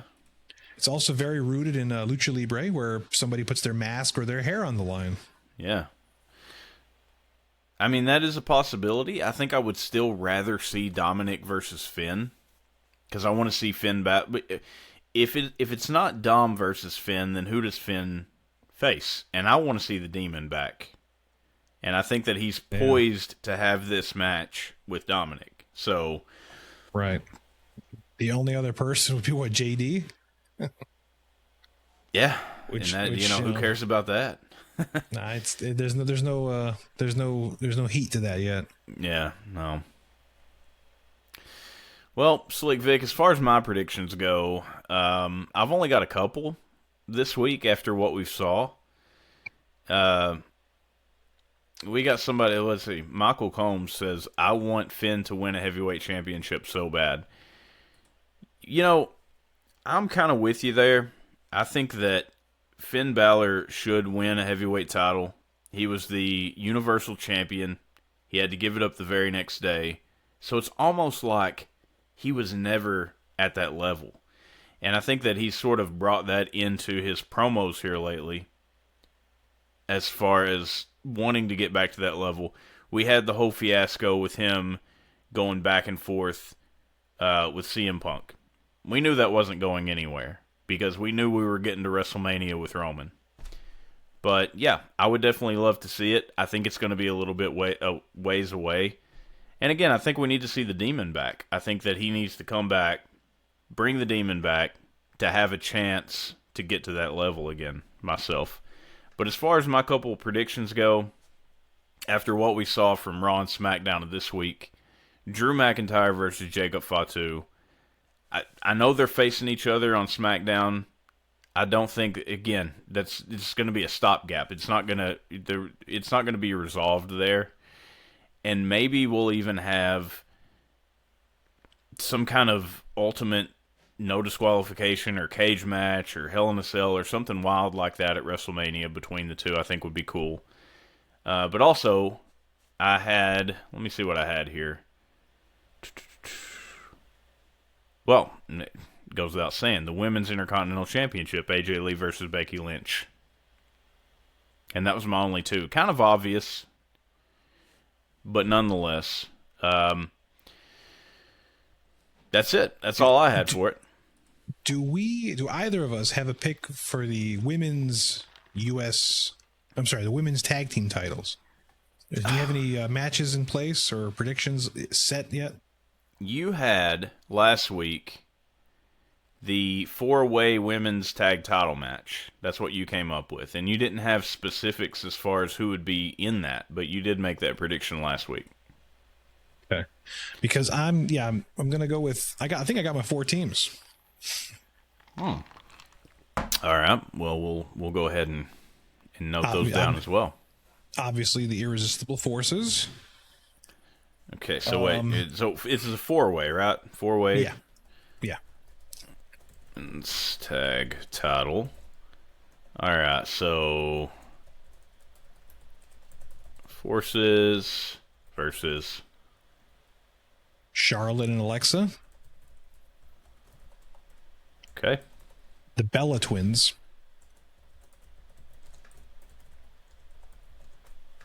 Now, I'm stuck on the 4th team. It's either going to be Lyra and Bailey, or it's going to be the Kabuki Warriors. How many we got? Are the Bellas baby faces or heels? I think they're trying to be baby faces. Okay. Yeah. Because if they're baby faces, then we need another heel tag team. That would lead me to put the Kabuki Warriors in there. But if they're heels, then I would put Lyra and Becky in there. So yeah, but if heels, you had the whole segment on Raw between Lyra and Bailey, and then the Kabuki Warriors showing up, and they're both talking about going after the tag team titles, right? So yeah. But there's no way to, because if we were to edge out anybody out of this, I think it would be the Irresistible Forces. Yeah, but they're the tag team champions. Would they just go on to face another a separate tag team? Unless they lose it before then, and then it's a 4-way. But yeah, I get what you're saying there. Yeah, it's probably not going to happen. That's all I got. Okay, well, so then we have Bella Twins, and then, of course, Lyra and Bailey, or Kabukis.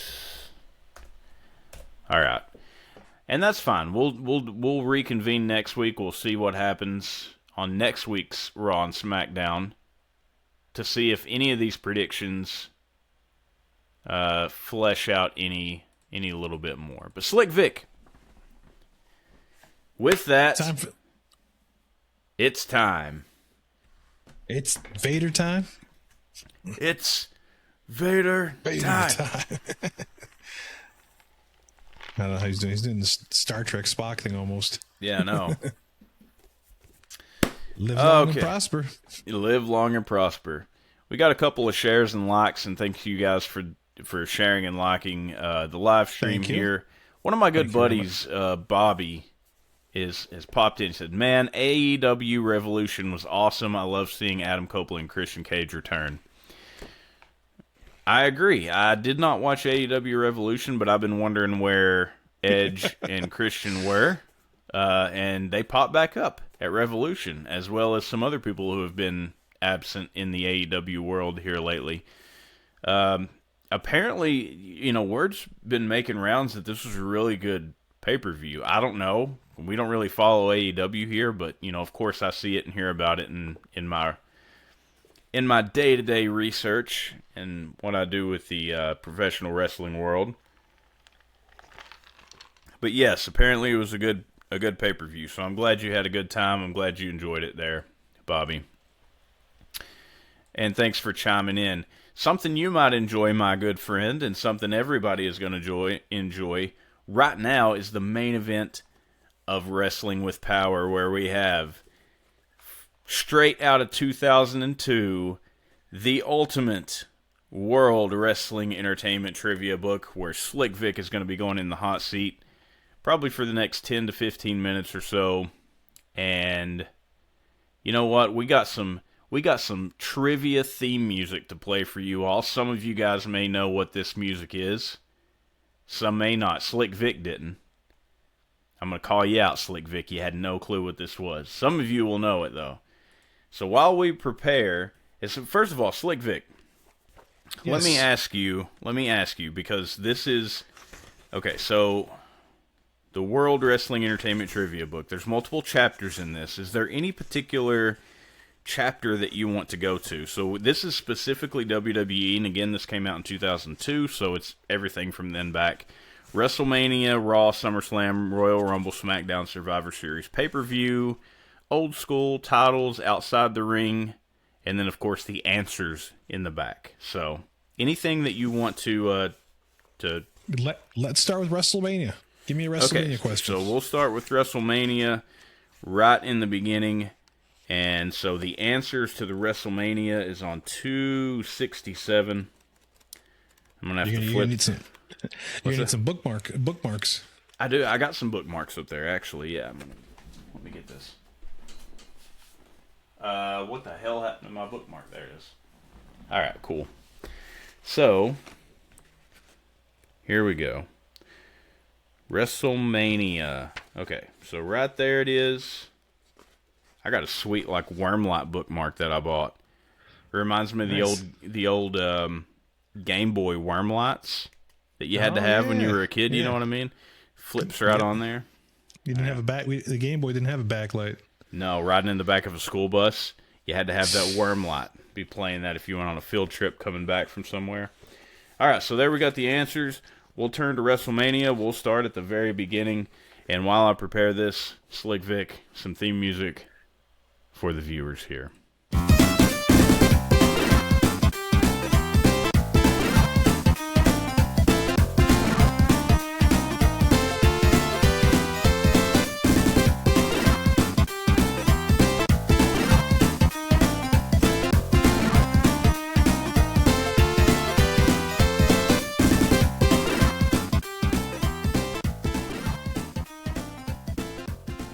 Wow, that was over pretty quick, and it faded out. That's really nice.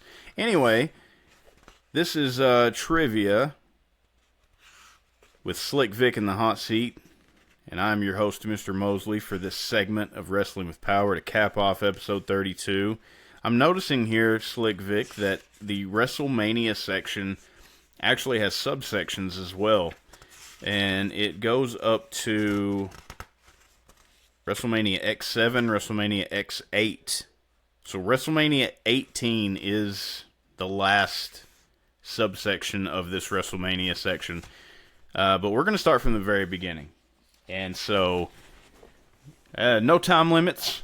This is at your leisure, Slick Vic. We're going to go for about the next 10 to 12 minutes and see where you're at. All right. Are you ready, Slick Vic? Ready. Let me get a drink first. And by the way, ladies and gentlemen, before we start this, I don't know if I did this before. The Ultimate World Wrestling Entertainment Trivia book, copyright 2002. Aaron Feinbaum, Kevin Kelly, Seth Mates, Brian Solomon, and Phil Spear. Brian Solomon, obviously, he worked at WWE from 1999 to I don't remember what other date, but he is the author of Irresistible Force. And by the way, you can actually listen to Irresistible Force on Spotify now, the audiobook. Brian Solomon narrates it as well, so it's pretty cool. All right. I think that's got that out of the way. Slick Vic. Number 1, first question. First WrestleMania. What was the date of the first WrestleMania? A, March 17th, 1985. B, March 23rd, 1986. C, March 31st, 1985. Or D, April the 4th, 1990. C. What was that? C. March C. 31st. You are correct, Slick Vic. March 31st, 1985. I'll give you a... That might be too much. Hold on. There we go. All right. All right. Number 2. True or false? The inaugural WrestleMania was seen on pay-per-view. False. It was on closed circuit television, closed circuit something. All right. Good job, Slick Vic. False. The first WrestleMania was seen by over 1 million people on closed circuit. Hey, wait a minute. Before you go on, how many questions do I have to get right before I'm Mr. Perfect? All of them. I don't know how many. All right, go ahead. By the time we get done with, we can do however many you want. All right, number 3. Which of these stars was not a part of the first WrestleMania? Okay. A, Liberace. B, Morton Downey Jr. C, Muhammad Ali. D, Billy Martin. I'm going to go with Morton Downey Jr. because I know he was at WrestleMania 5. And you are right once again, sir. Morton Downey Jr. Morton Downey Jr. Yes, you are correct. You're blowing the smoke in my face, Mr. Downey. Number 4. What was the first match in WrestleMania history? This is a good one. I just watched this the other day. A, King Kong Bundy versus S.D. Jones. B, Tito Santana versus The Executioner. C, Ricky Steamboat versus Ted DiBiase. Or D, Randy Savage versus Hulk Hogan. You said the question is the first match in WrestleMania history? The first match. So it would have been the first match on the first WrestleMania. It was the one with, was it Tito Santana and the Executioner? You're right. God, I gotta, okay.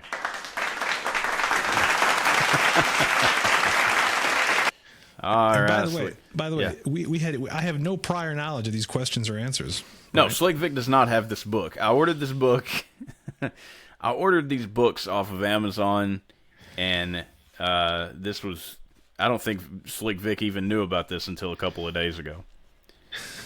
So, and this, by the way, this is also to get his brain, to get the brain juices flowing, all the synapses and stuff working hard, because we know that he's going to need it for WrestleMania and his picks and the crystal ball and everything. So this is fuel for Slick Vic's picks. On to number 5. The first title to change hands at WrestleMania was the A, Tag Team Championship, B, Women's Championship, C, Light Heavyweight Championship, or D, Intercontinental Championship. Oh, man, that's a good one. I'm going to go with the Women's Championship because I remember Cyndi Lauper and Wendy Richter beat Leilani Kai with That would have been, was that not a tag team match, though? No, I'm sorry, because Wendy Richter had Cyndi Lauper in her corner. Okay, so B, Women's Championship, final answer. Yes. All right, Slick Vic. No. They're laughing. They're all gonna laugh at you. They're laughing at you. You can't be Mr. Perfect today, Slick Vic. It was the Tag Team Championship. First championship to change hands at WrestleMania. Damn. Okay. All right. Well, you're 4 for 5 at this point. Number 6. Which pop music star accompanied Wendy Richter to the ring for her match at the first WrestleMania against Leilani Kai? A. Alice Cooper, B. Mick Jagger, C. Cyndi Lauper, or D. Dexy's Midnight Runners. What the fuck? It was Cyndi Lauper. Yeah, it was Cyndi Lauper. You got that one right. Good job, Slick Vic. All right. Number 7. How much money did Andre the Giant win in the Body Slam Challenge against Big John Studd? A. 5,000, B. 15,000, C. 1 million, or D. 1,000.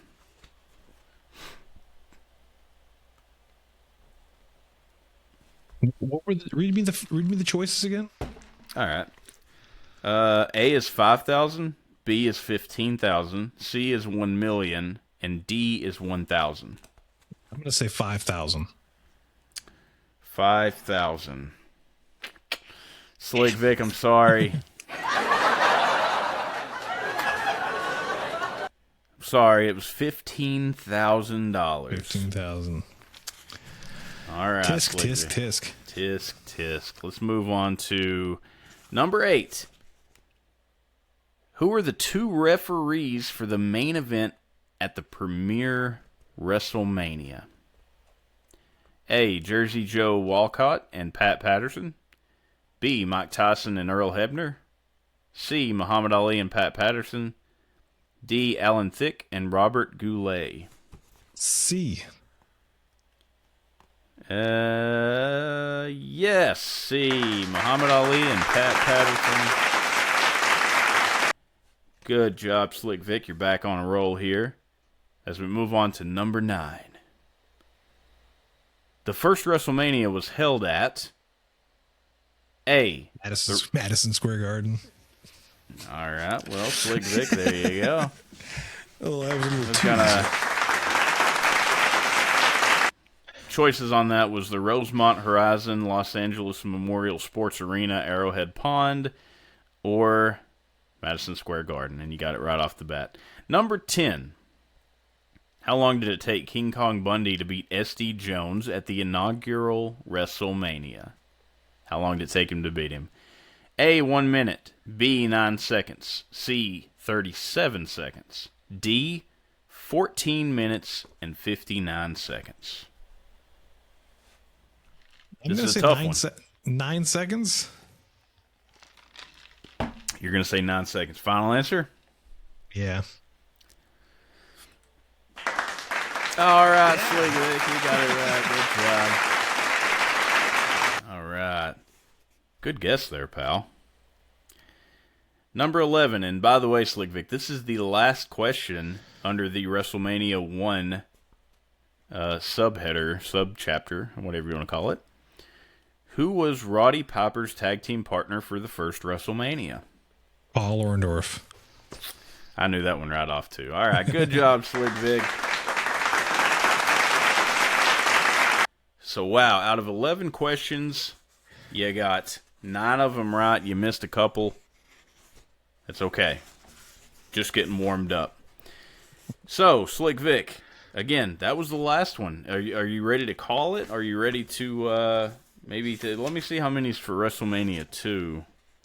12 through 24. So, there's 12 questions for WrestleMania 2. What do you say? I'm not WrestleMania 2. I'm a little fuzzy on that one. Let's move on. Should we do another category? Well, actually, you know what? Let's just jump ahead. No, absolutely. Whatever you want to do. Whatever you want to do. Another category. What do you think? Yeah, read me some categories, please. All right, let's take a look. So, again, WrestleMania, Raw, SummerSlam, Royal Rumble, SmackDown, Survivor Series, Pay-Per-View, Old School, Titles, and Outside the Ring. Well, let's go with Royal Rumble. All right, Royal Rumble for 500. That would be on page 87, so let me flip to the book. 87, Royal Rumble. Okay, so let me see. So this one doesn't have subchapters, which I'm okay with. I like that. 87, so Royal Rumble, and our answers are 281.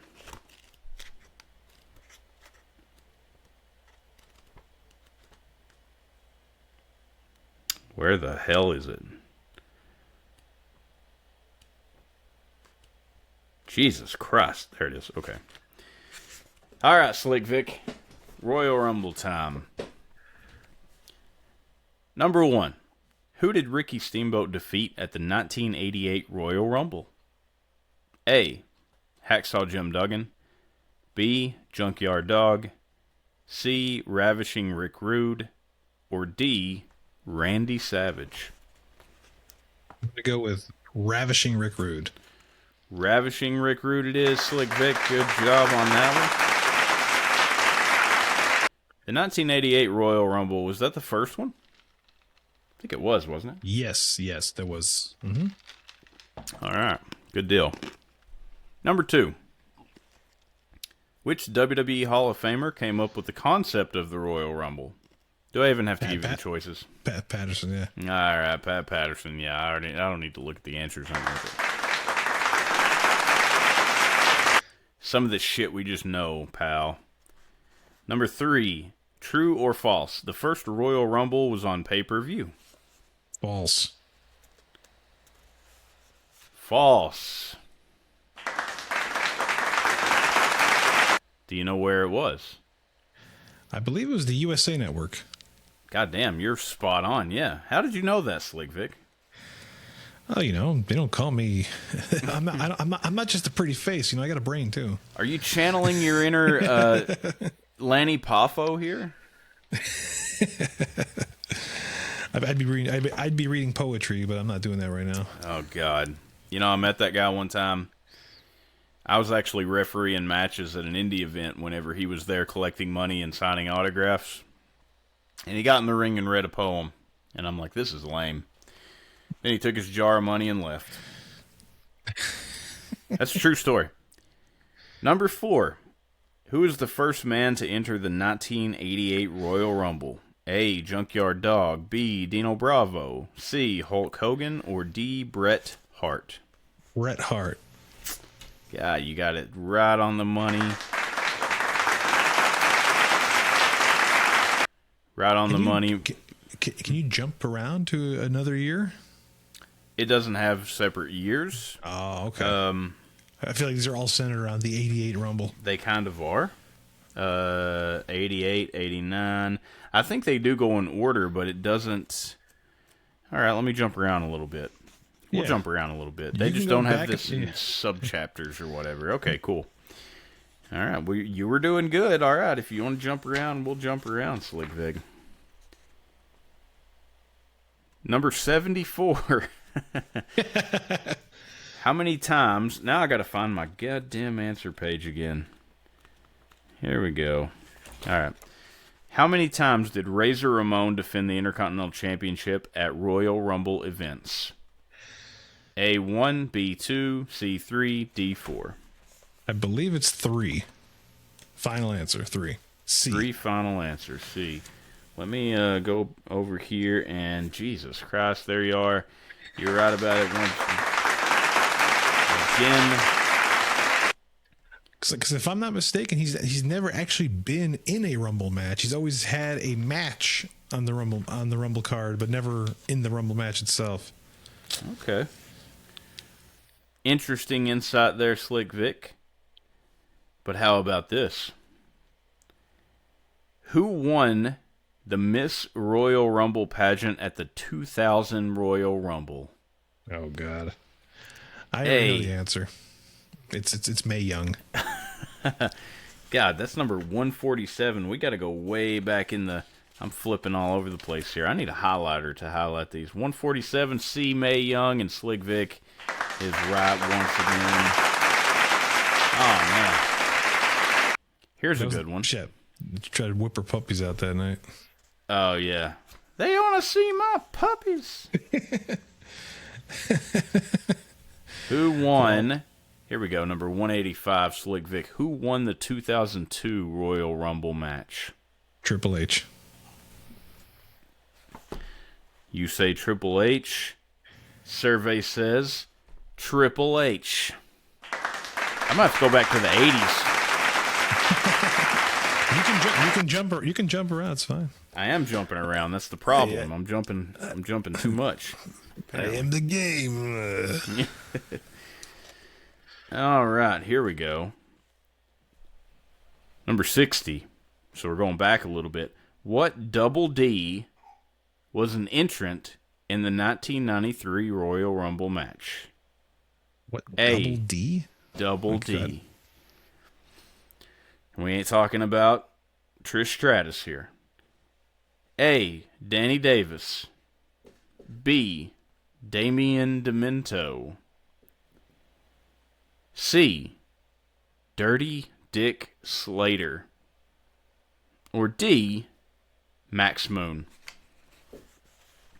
Go with Damian Demento. That's a pretty good guess because that was right around the time that Raw was firing up. But I'm going to have to go back to this just to make sure. And B. Damian Demento, you are right, sir. We'll give you another round of applause.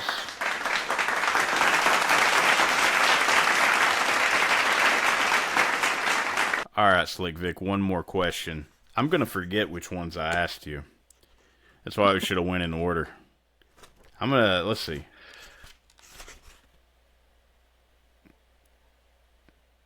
I got to stump you on something. Here we go. Got it. This is question number 9. Slick Vic, how much weight did Dino Bravo attempt to bench press at the first Royal Rumble? A. 500 pounds. B. 715 pounds. C. 600 pounds. Or D. 835 pounds.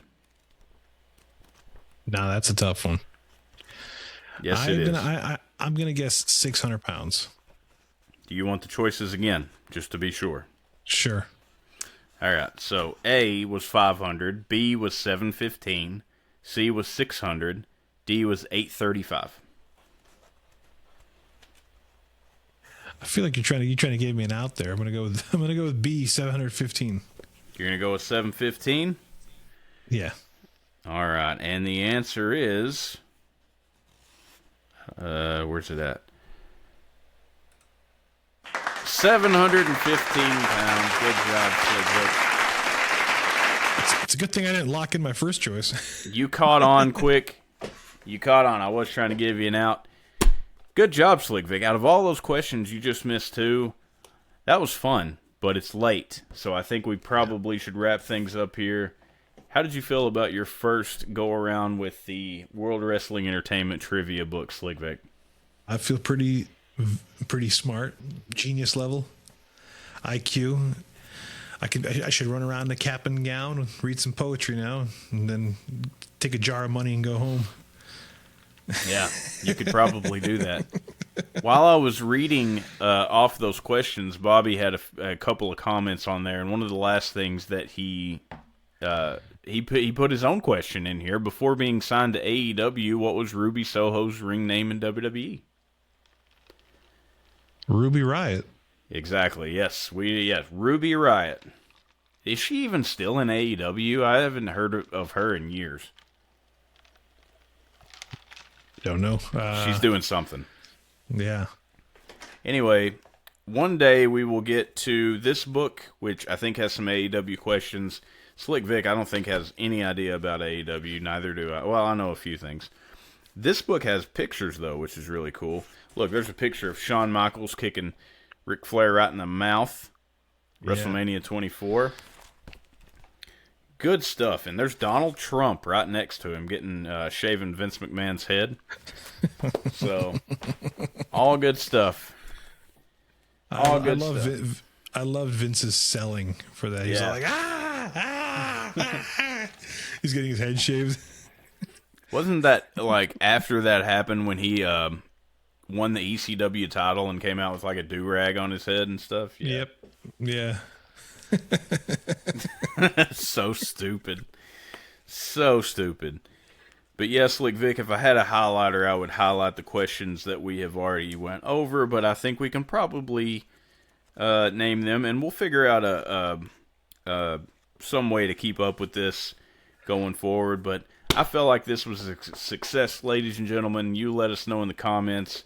Did you enjoy trivia as the main event of the night?